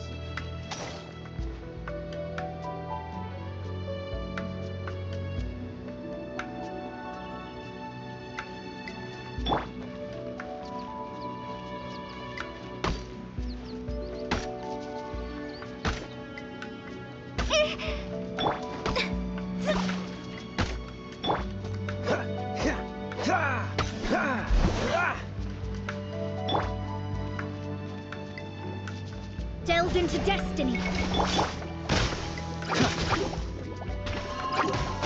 Dodge this! Don't get frostbite. Freeze! Let it rain. Go, go, Barret! Let me scry. Decided by destiny.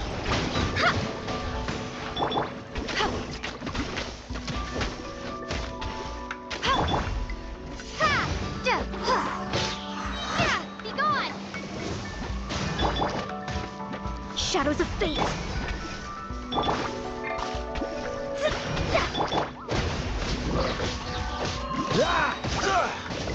This moment will be frozen in time. Cool it! No one escapes my sight.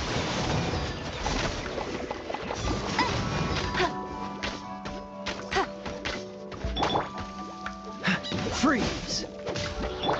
Delve into destiny.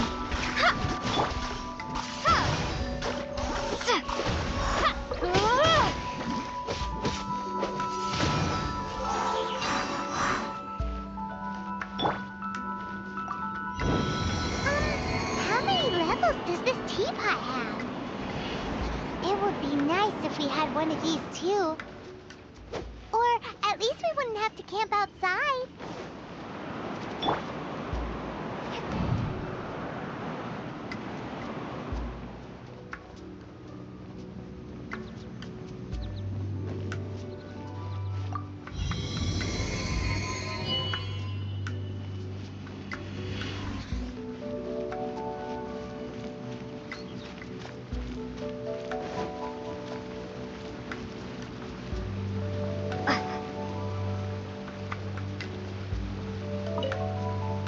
Oh, you found it. Youngsters are so quick on their feet. Oh, now, let me see. All right, that'll do. Come on out now, children.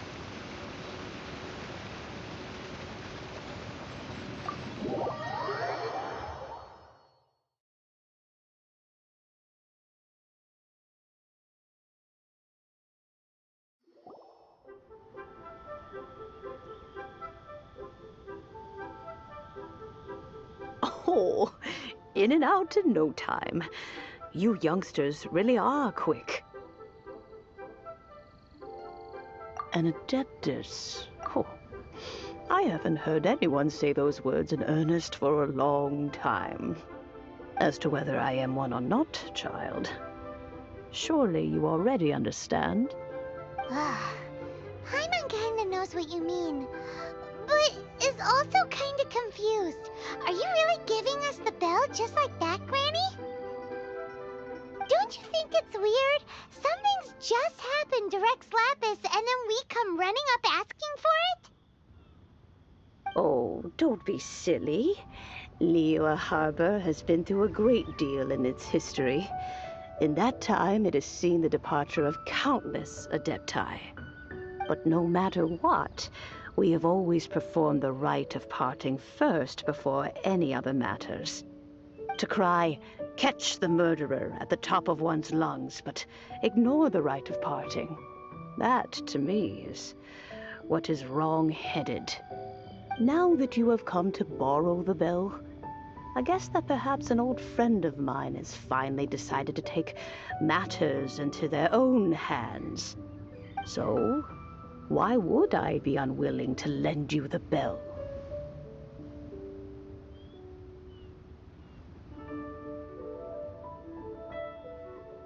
Oh?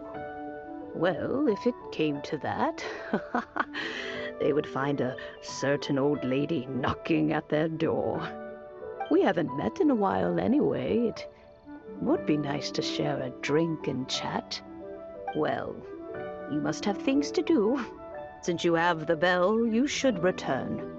Oh, and do tell the person who sent you that if they have time, they can come over for tea. I don't have much to offer, but you can always count on an old lady for a pot of tea. We will. Thanks, Granny. This is a peaceful neighborhood.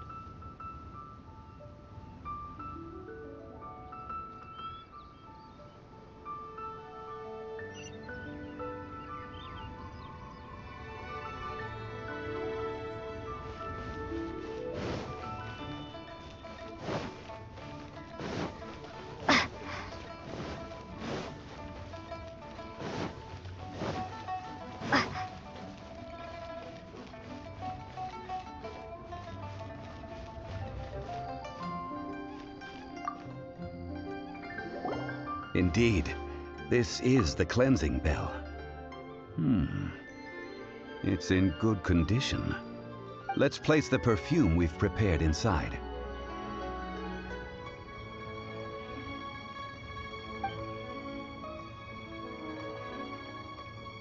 Of course.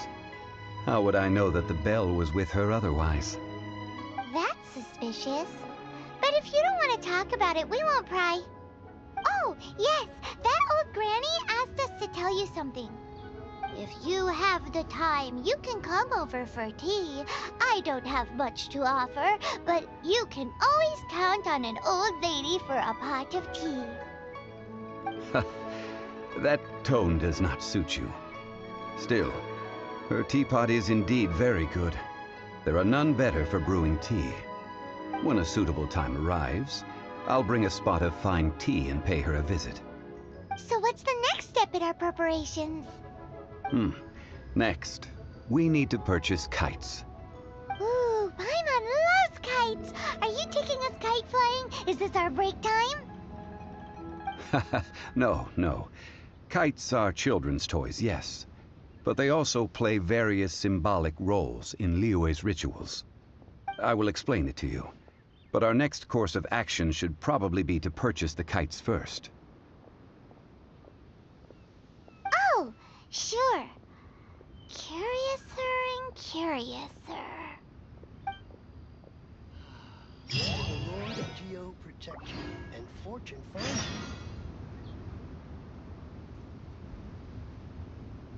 While the Lilith stands guard, evil shall never prevail.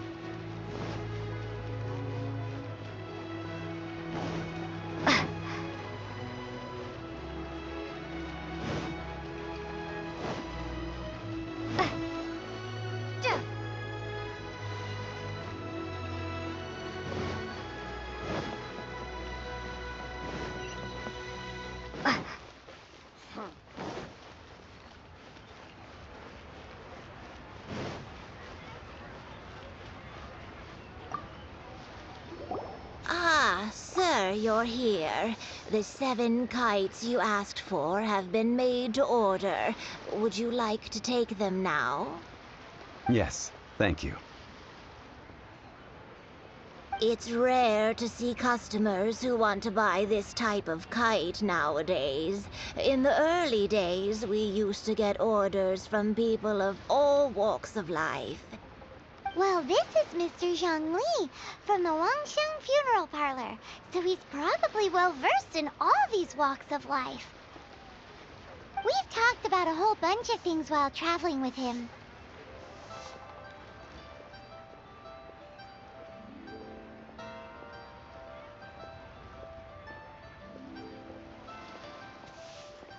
He seems to know Liyue's favorite topics, money and government, really well, but he likes talking about less useful topics instead. Well, that's because I prefer to share fun things with you. Children's toys are very fun things, that's for sure. I enjoy watching the children at play as much as anyone else, but there is more to it than that. Finely crafted toys are well loved by children, but this craft itself has been honed. I have made kites in Liyue for 40 years, and I am intimately familiar with the forms passed down from my ancestors. The meaning of these 7 kites is far from banal. Indeed. These are decorations used in the rite of parting. The 7 kites represent the 7. I took the liberty of coloring outside the lines when doing the insignia of the Animo Archon. As for the kite that honors the Geo Archon, one must follow the contract given right down to the last letter. These patterns are ancient, and you can also find them in the Golden House. Ah, Paimon's heard that name before.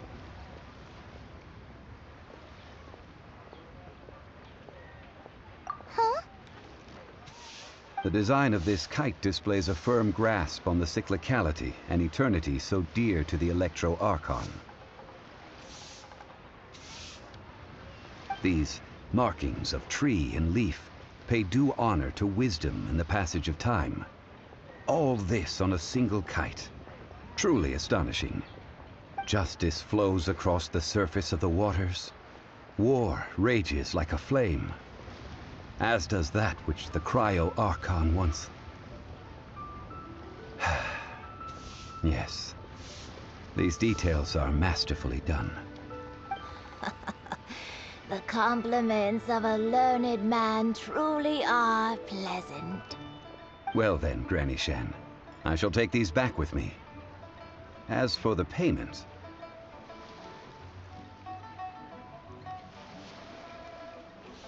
Well, allow me.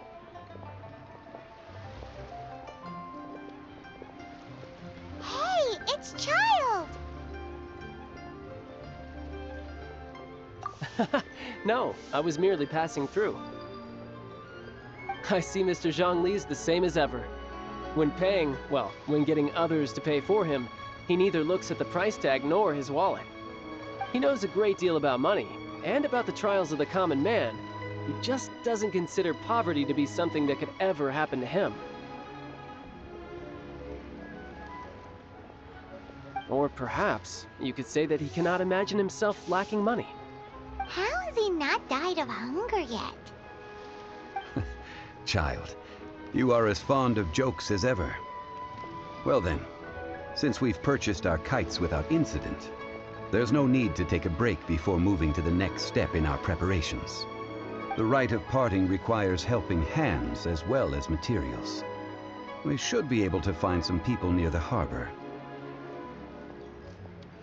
Oh, by the way, take this bag of money.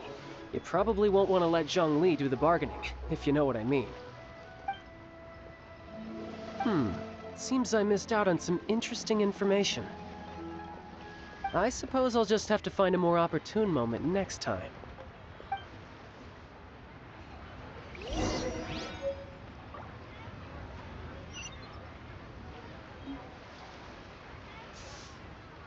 Try your luck betting on Jade?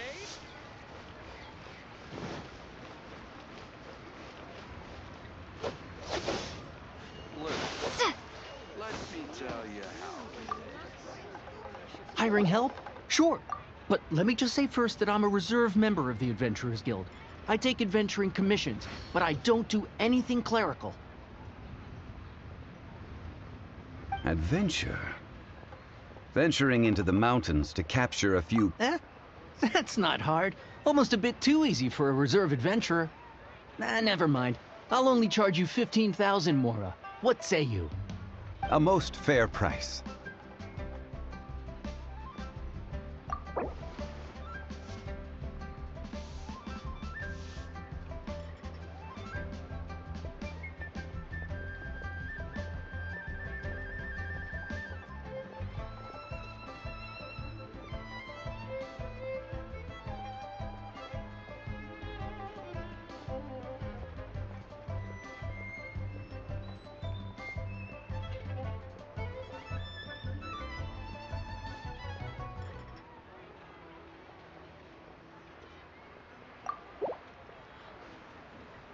Let's see.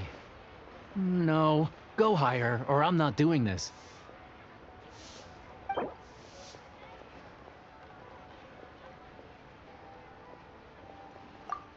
5 geocrystal flies. Yes, I do think it's worth about this much. I'll do it.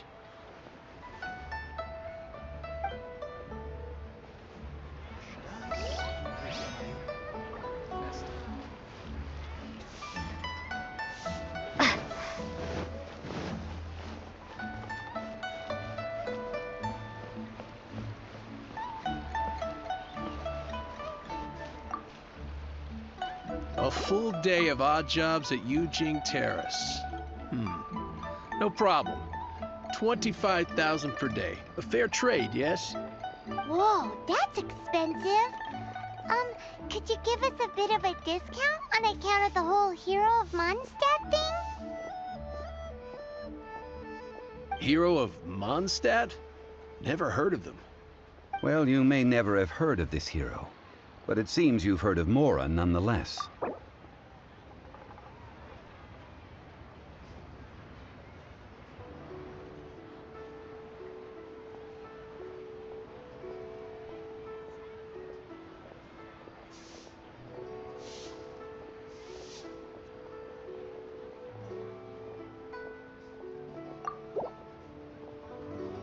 That's too little. Hardly a fair price.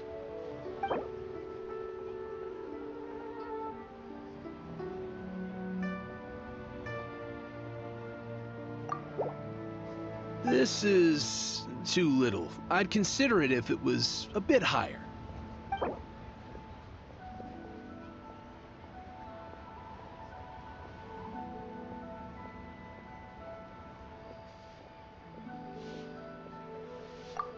This price will do. No loss to me for a day's work.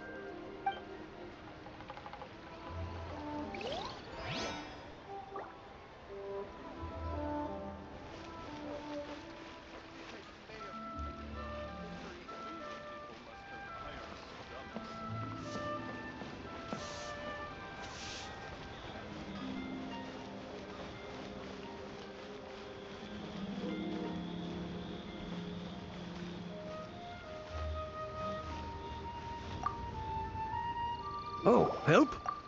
Sure.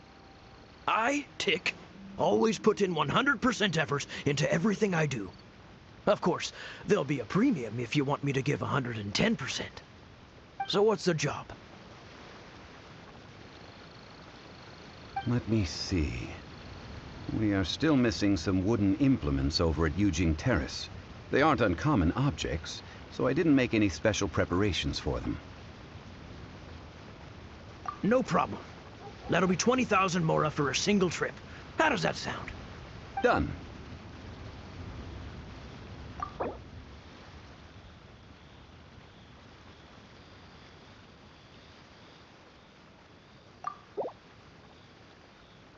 Oh, come on. That's too...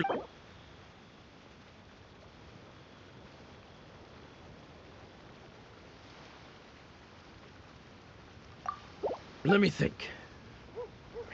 Deal. This price is reasonable. I'll hop right to it.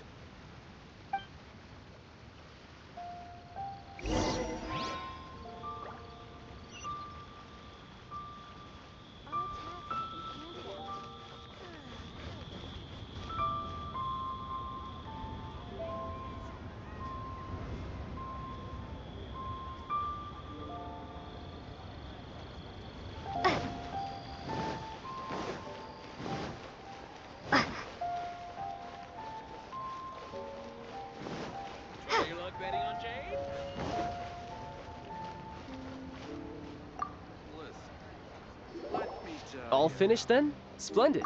Any leftover cash is yours to keep. A favor for the Fatui should never go unrewarded. You think you can buy us off with some loose change? No way! Paimon demands to know when the next payment is coming. Well, how does this sound? You give me the information I need, and maybe I'll leave the Northland Bank's vaults open and unattended for half an hour. What info do you need? Huh. Does that mean you know what he's after?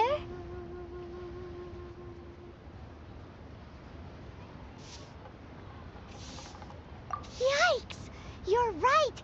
Signora! You both need to calm down. I don't know what's gotten into you. Just what is this about? The atmosphere got so tense all of a sudden.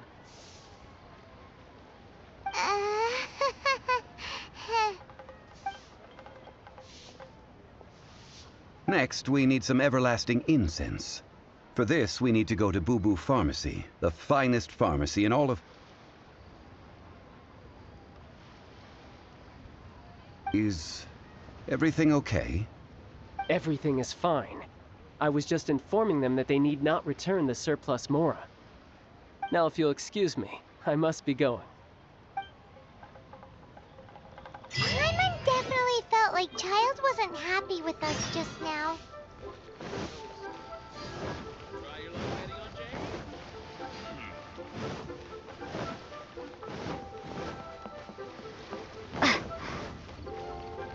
The key here is consumer psychology. New stock and secret tips? Bad news for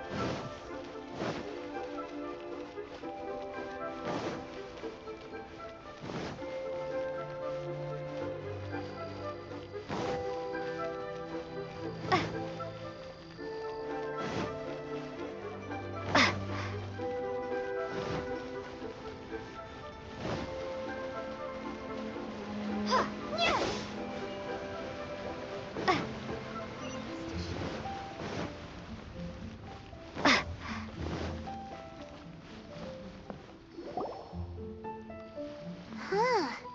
The reception is deserted. And it seems kinda spooky in here. Hello? Is anybody there? Welcome to Boo Boo Pharmacy. Huh? Did you hear that? Where did it come from? The reception, it seems.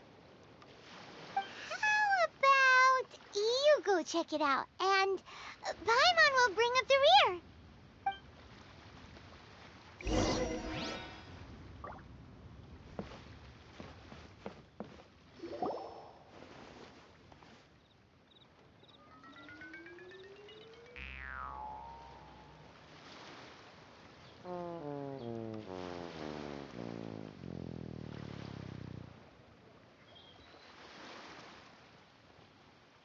Oh, there you are. But you can't even reach the counter. Ah, Paimon thinks you might be right. Look at the talisman on her forehead. Welcome to Boo Boo Pharmacy. I am Chi-Chi. Once upon a time, Chi-Chi died. Then, Chi-Chi was saved by the Adepti. Now, Chi-Chi is a zombie. Something like this would be unimaginable in Mondstadt. Hello, little girl. do you sell everlasting incense here? Excuse me, sir. Did you bring your prescription? Surely no prescription is needed to purchase everlasting incense. It's not a controlled substance. Chi-Chi can get your medicine, but only if you show Chi-Chi your prescription. These are Chi-Chi's orders from Chi-Chi. Zombies are limited to acting within the confines of their orders. And somehow in this case, the zombie issues her own orders to herself. My dear Chi-Chi, we didn't bring a prescription, I'm afraid. But we do hope that you can still help us find some everlasting incense. Okay then. How did you manage that?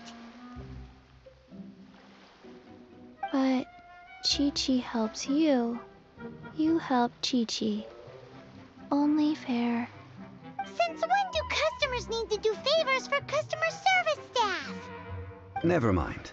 Just think of it as a peer-to-peer transaction. That way everybody wins. Sometimes in Liyue, the art of the deal is simply about victory via mental gymnastics. Go to Mount Tianheng, find the Guizhong Ballista, and hunt a cocoa goat. Please and thank you.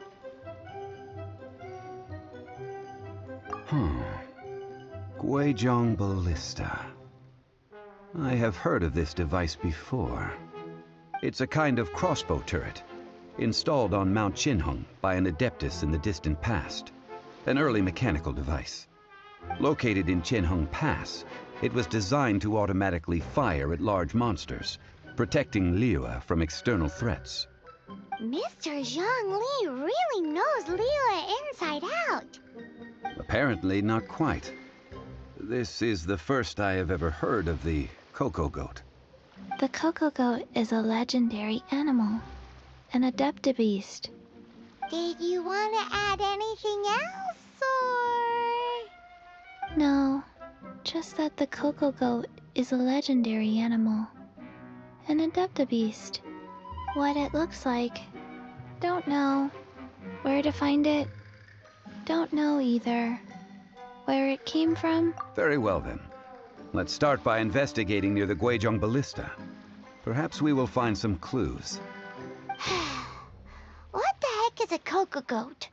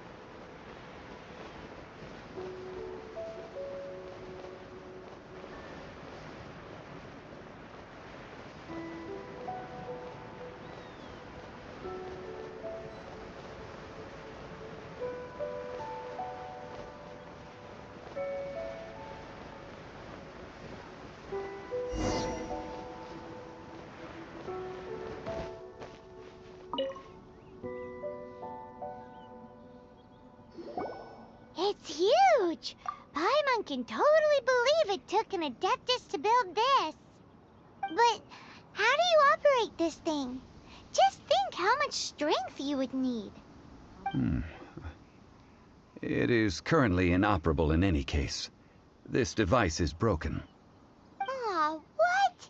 It broke? After millennia of wear and tear, even adepti contraptions are difficult to maintain. So what are we gonna do? Quick, Mr. Zhongli, use your unlimited high society knowledge powers! You almost make it sound like I'm some sort of bourgeois parasite whose only utility lies in providing quaint pieces of trivia on demand. That said, let me think for a moment. Ah, yes. Spare parts were made for the Guizhong Ballista when it was first built, in case it was damaged in battle. As I recall, there is a military supply post from that period somewhere inside the pass. If we can retrieve the spare parts from where they are stored, we may be able to repair the Guizhong ballista. One just needs to understand the basic working principles of the device. So, what you're saying is that you actually understand the working principles? I have a smattering of knowledge on the topic. With the parts in hand, I could at least tinker with it.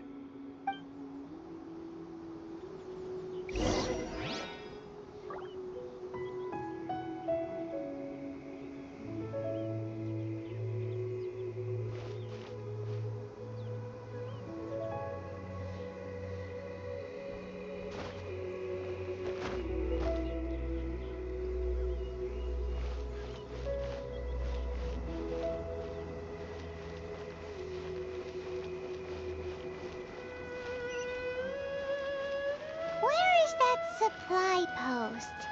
Here, post...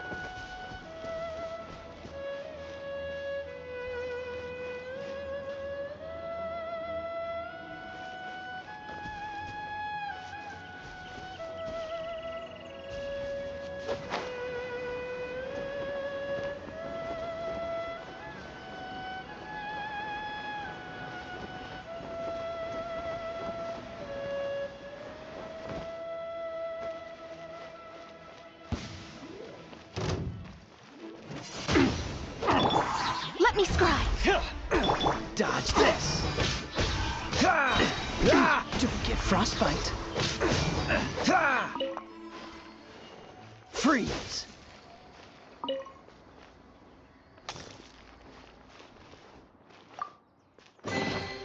How fortunate.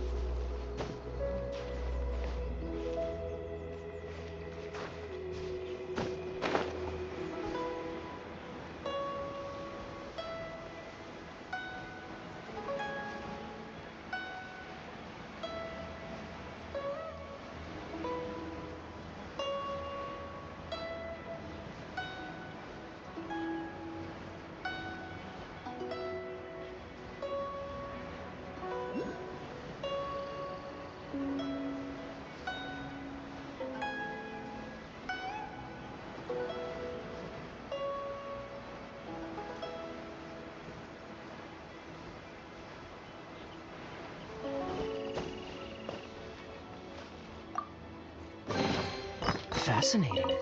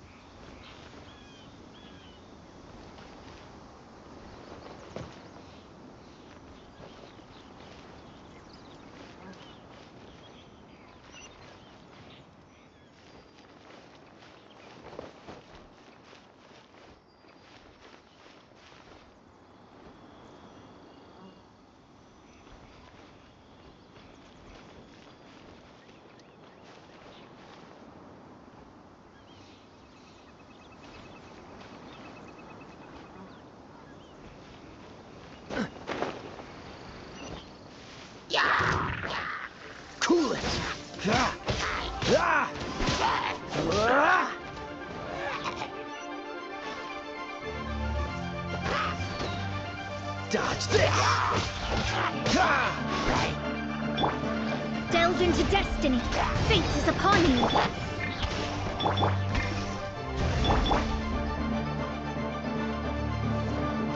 Cool it!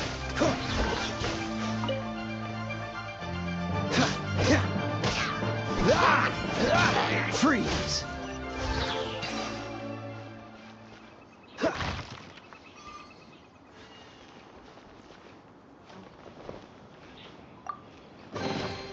How fortunate.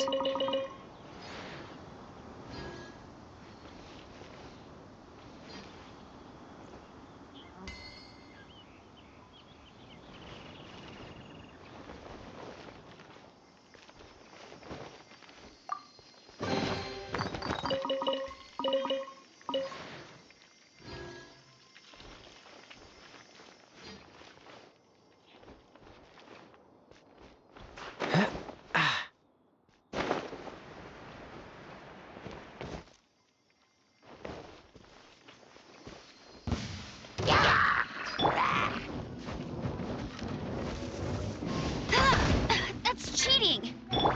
Let me scry! This moment will be frozen in time.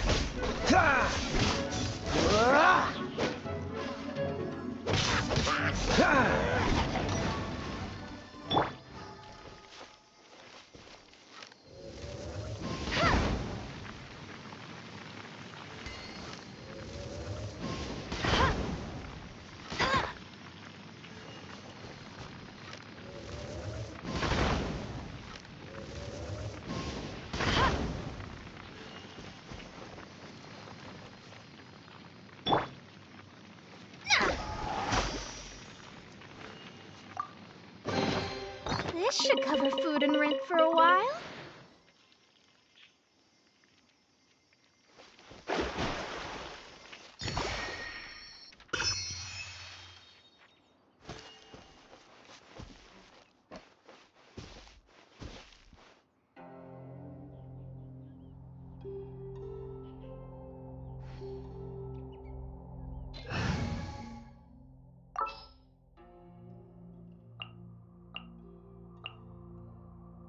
As you wish.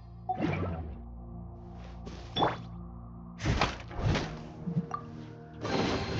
little dusty. Best give it a spring cleaning.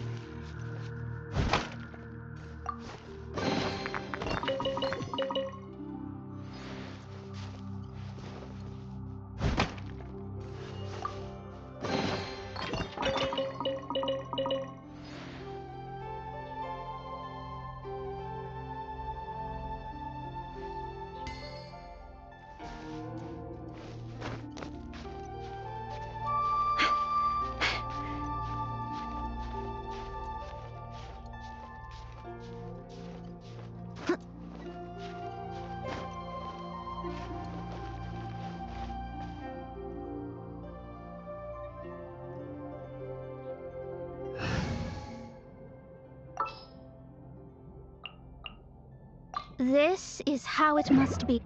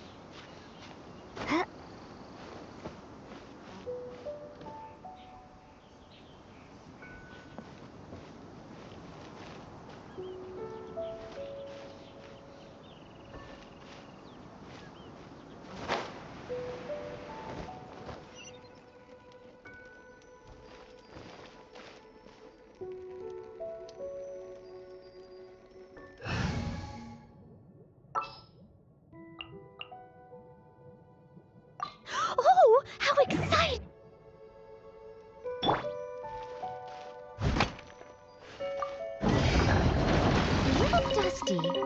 Best give it a spring cleaning.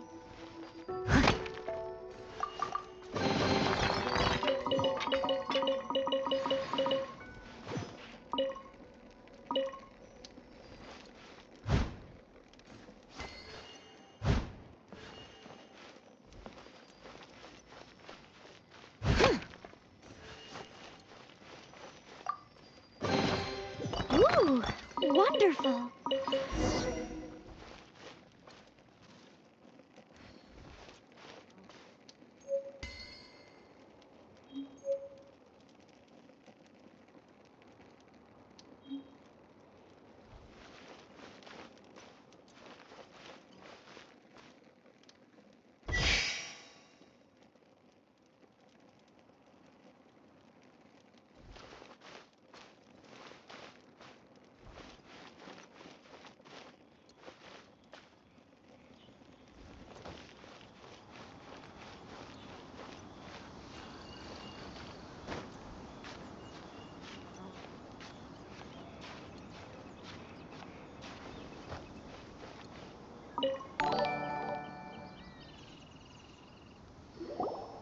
Ah, these parts look useful.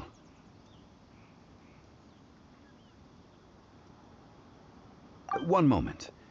I will try to repair the device. It is done. The Guizhong ballista is more intricately designed than I thought. Ooh! Now how do we turn it on? It's easy enough. We simply need to do this. Look, it even has a scope. Over here we have nothing. And over there, more nothing. Hey! Just what do you think you're doing? So you fixed up this turret because you're planning to do what, exactly? Not a turret. A Guizhong ballista. Also, kindly state your name before you ask a question. It's just good manners. Ha! Are you blind or something? You're looking at the leader of the treasure hoarders, old man. This area's supposed to be chock full of hidden treasures, but you can't get anywhere near them with this thing keeping watch. It might look like any other mechanical device, but trust me, it's got a mind of its own. Last time we approached the mountain, it nearly skewered one of our guys. A few of us risked our lives to disarm it, which amazingly we managed. And then we turn our backs for 2 seconds, and you've already gone and repaired it! The next thing you'll be repairing is your faces, and that's if you get out of this alive! Tut tut. Vandalizing the legacy of an Adeptus for selfish gain. Disgraceful behavior. It is not we who need reprimanding, but you.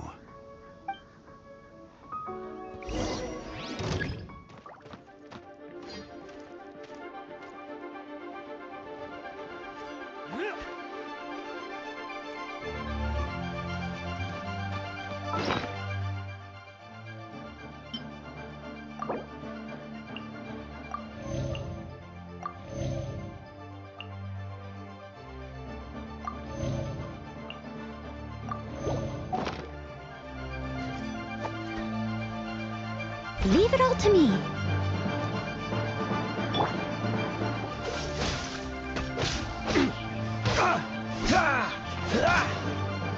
What's the hurry? No escape! Dodge this! That's cheating! Jab it. Dodge this! Freeze! Dodge this! We're open! Steady as stone. Oh, so sorry. Place my hammer.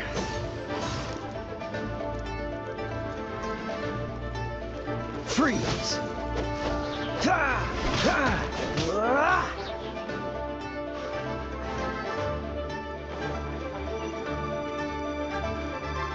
Dodge this!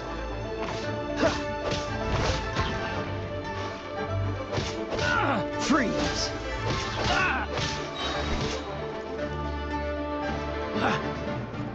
Dodge this!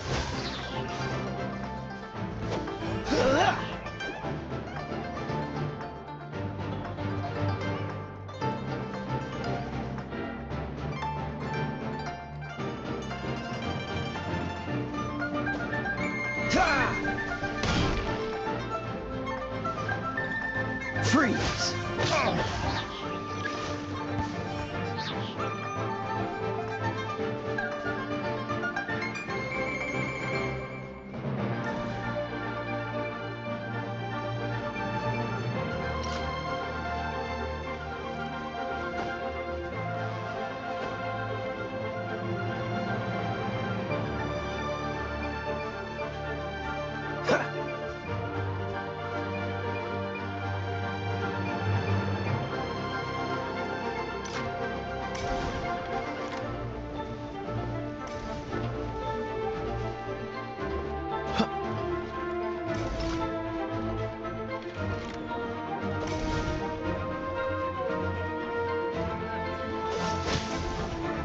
This moment will be frozen in time. That was...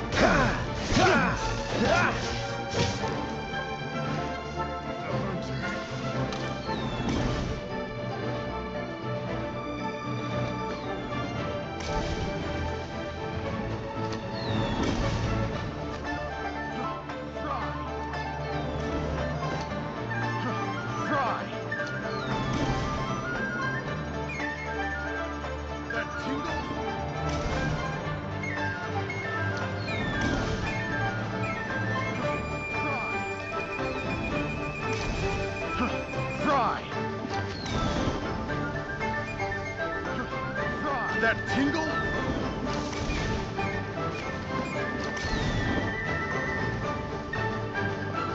That tingle?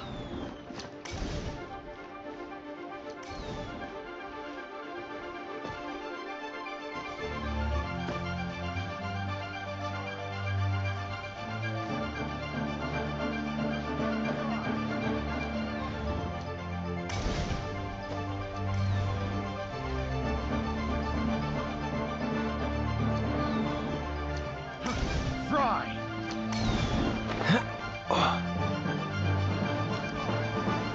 That tingle? That tingle?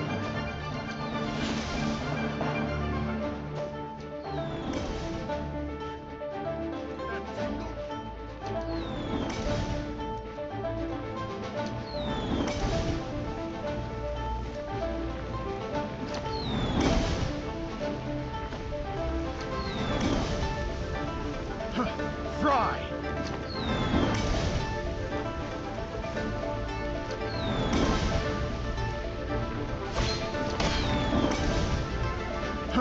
Fry! Fry! So troublesome. Dodge this. Picked the wrong test subject. Cool it. Oh, so sorry. Freeze! Such a... Have a little taste. Cool it. I got careless. Freeze! Cool it.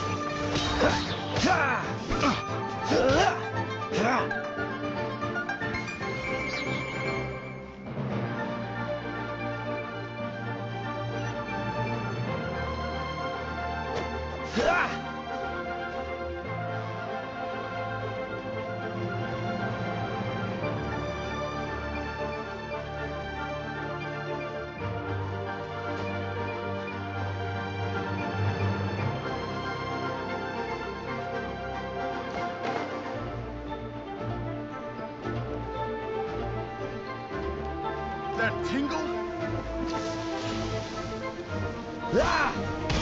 Freeze! This moment will be frozen in time. Dodge this. Picked the wrong test subject.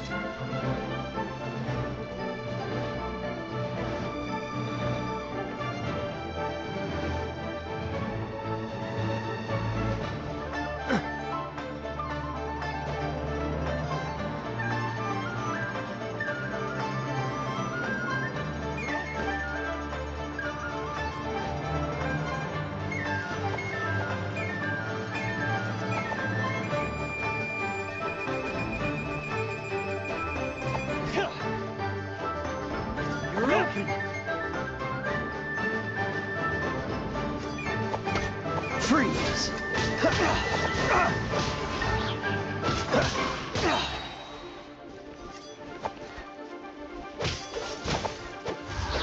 You're open!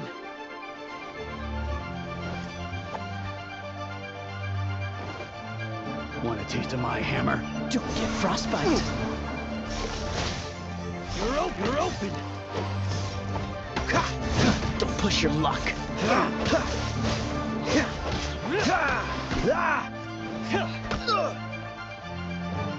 Dodge this! Freeze!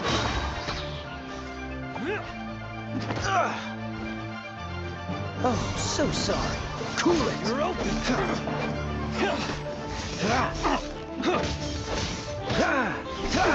Freeze!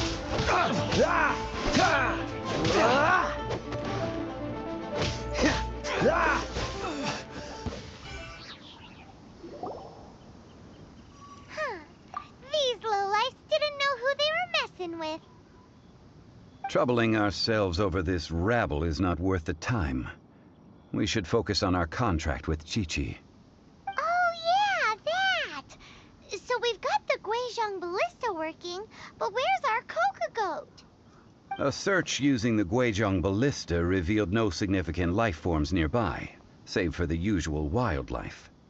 What's more, a contraption built using Adeptus technology should have no trouble detecting an Adeptabeast, as Chi-Chi put it. Which means... Paimon wouldn't go that far. We did something positive, right? We won't solve anything while standing here and racking our brains. Let's return to Boo Boo Pharmacy, explain that we could not find a Coco Goat, and review our next step. Good idea. We did our best, and that's what counts.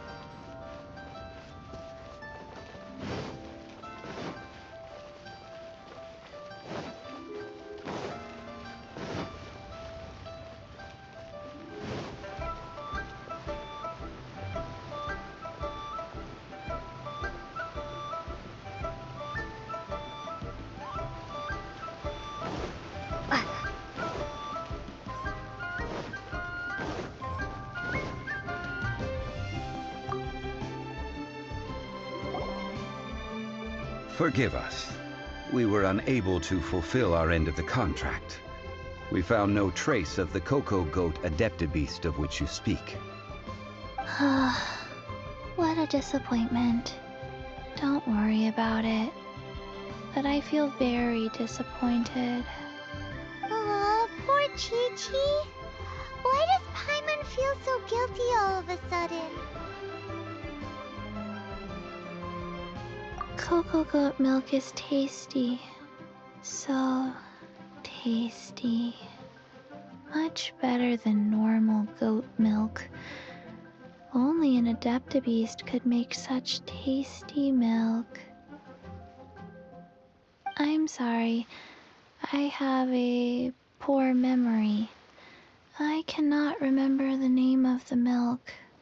That's why I wrote it down. Where did I put it? Ah, here. This is the name. Coconut milk. Huh?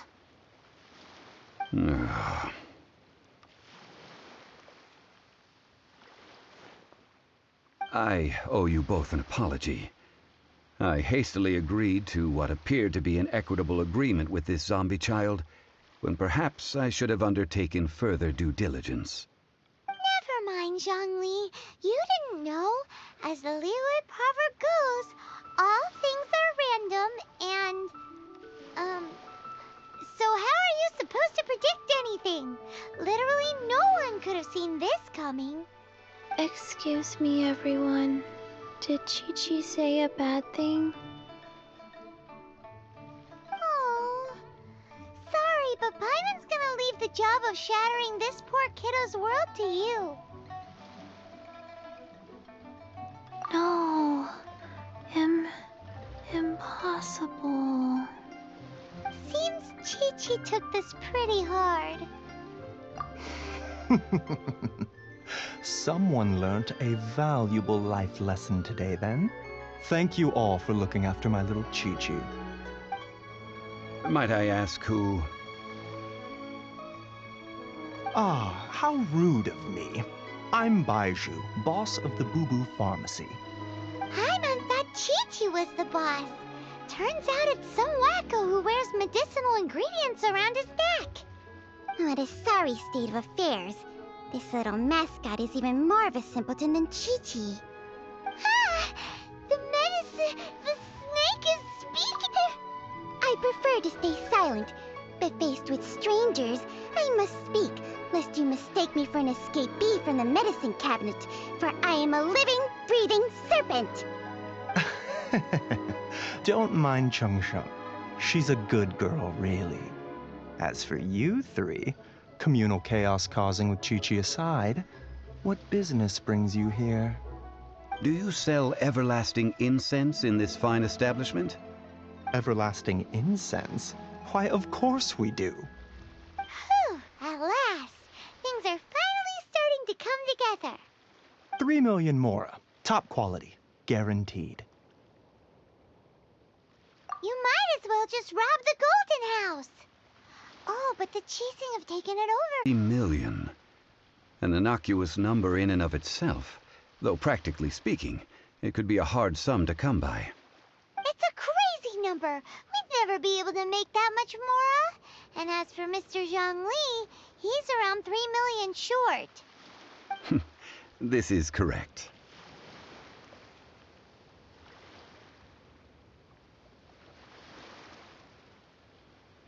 What are we gonna do? Is this the part where we go crawling back to child?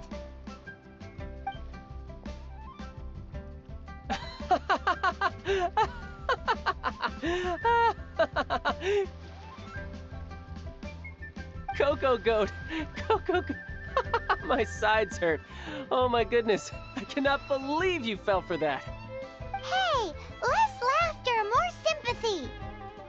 I'm almost in tears over here. Thank you. That was the best laugh I've had in a long time.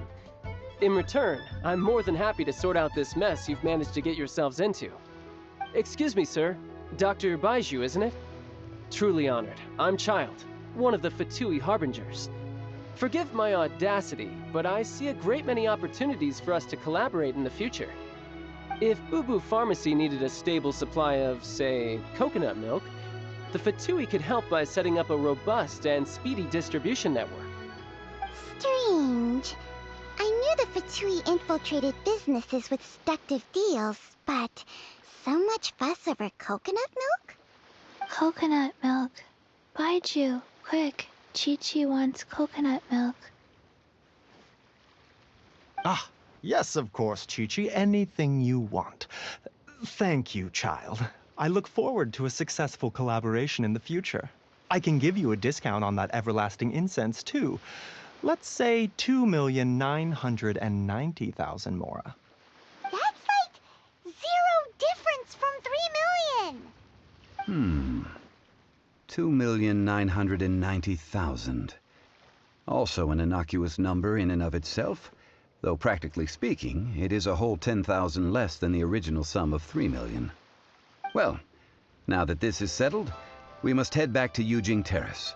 Mr. Child, Dr. Baiju, little Miss Chi-Chi, see you soon.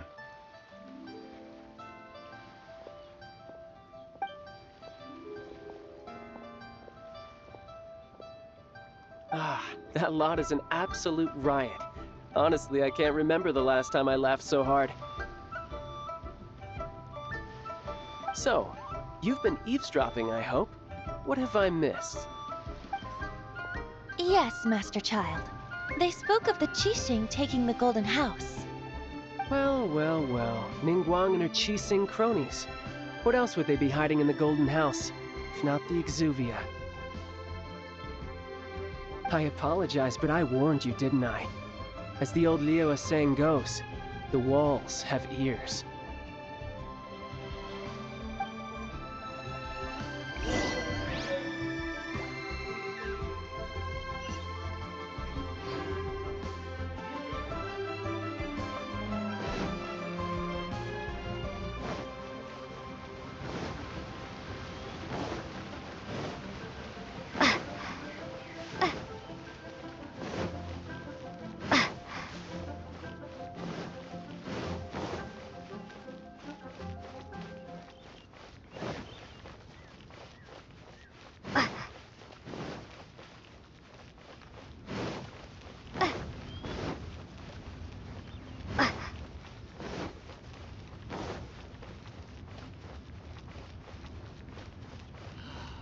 May the Lord of Geo protect you, and fortune find you. Well, as it stands, we've hired helpers, and we've acquired the everlasting incense. The completion of our preparations is not far off. Whew, finally! Well, traveler, have you gained anything from our adventure so far? Odd.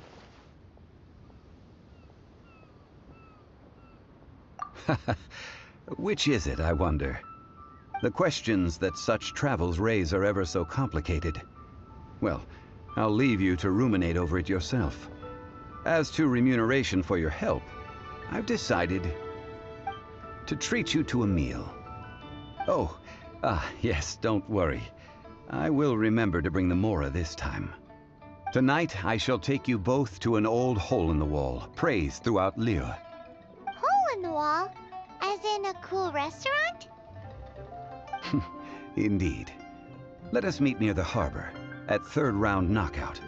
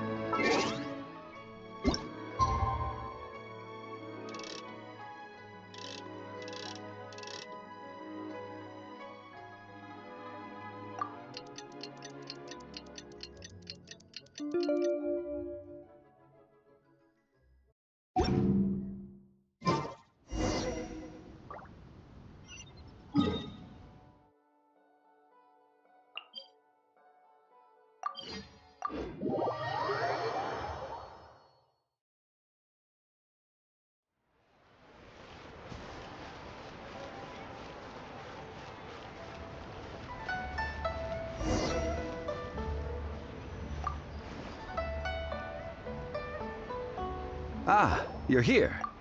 There's no need to order. I've already done so. Third round knockout is not for lightweights, like those taverns in Mondstadt. Here, the owner does not take such unorthodox orders as fruit juice.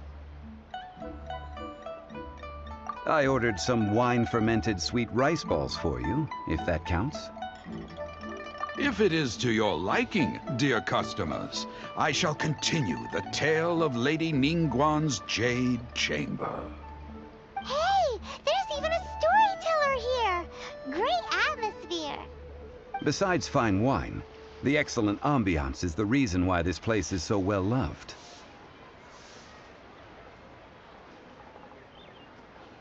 But when I say ambiance, I refer to a different sort from the one the Tevat travel guide uses to judge other establishments. As you all know, high above the land of Liyue lies a pavilion in the clouds, a palace in the mist. What does it mean to have all-seeing eyes? This, my friends, Lady Ningguang's masterwork that bridges earth and sky. Imagine, the weather is clear, and you gaze down from the deck on the world below. Behold, the glorious sights of Liyue Harbor, stretching out far and wide. They say that when Lady Ningguang ponders important affairs, she retreats to her jade chamber with none but her 3 closest confidants in tow. Why brings she these trusted 3 to sift through sources, dig through documents, looking for information? Piece by piece, facts and figures paint a picture on the walls of the chamber. But well before the wall is filled, Lady Ningguang's mind is made up. Having made her call, she has every last document shredded, and whoosh, she scatters the shavings out her window. Ah, look at them, how they billow in the wind like a sudden swirling blizzard. As the fragments fall, traces of text flicker before the eyes of the merchants of Liyue, like ink stains in white snow. The saying goes, the rarest treasures in the land are the words brought by the paper snow. For the words of the Tianquan have the power to move mountains, and all throughout the land know it.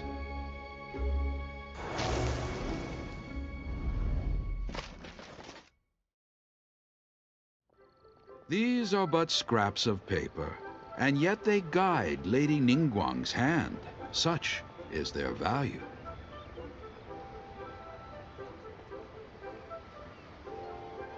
Merely grasping 1 or 2 of them will surely gift you a fragment of her wisdom, enough to stay a step or 2 ahead of your peers. Tianquan Ningguang. Feels like we're hearing this name a lot. Liyue locals talk about her. The Fatui hate her.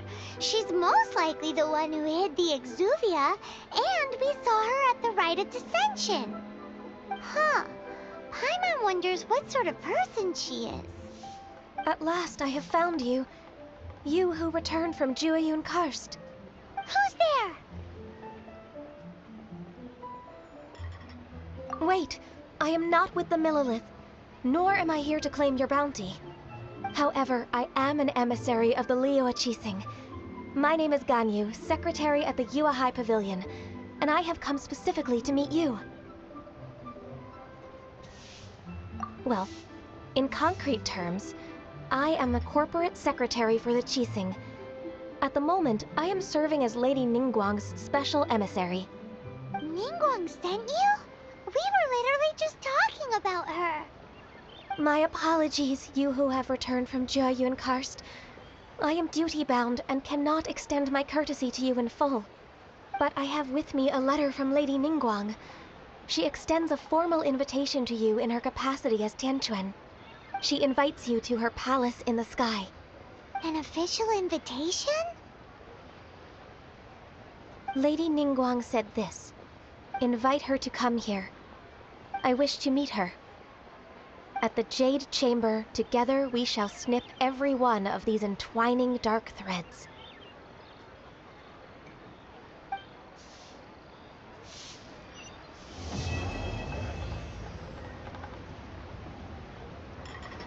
And with that, the emissary who called herself Ganyu just disappeared.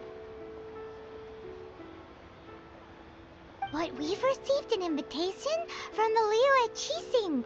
Paimon still can't believe it. We'll be meeting people that have way more money than Paimon could ever count. We should be on our best manners. An invitation to visit the Jade Chamber is a rare honor indeed. You'd best be on your way now. But don't forget about the rite of parting.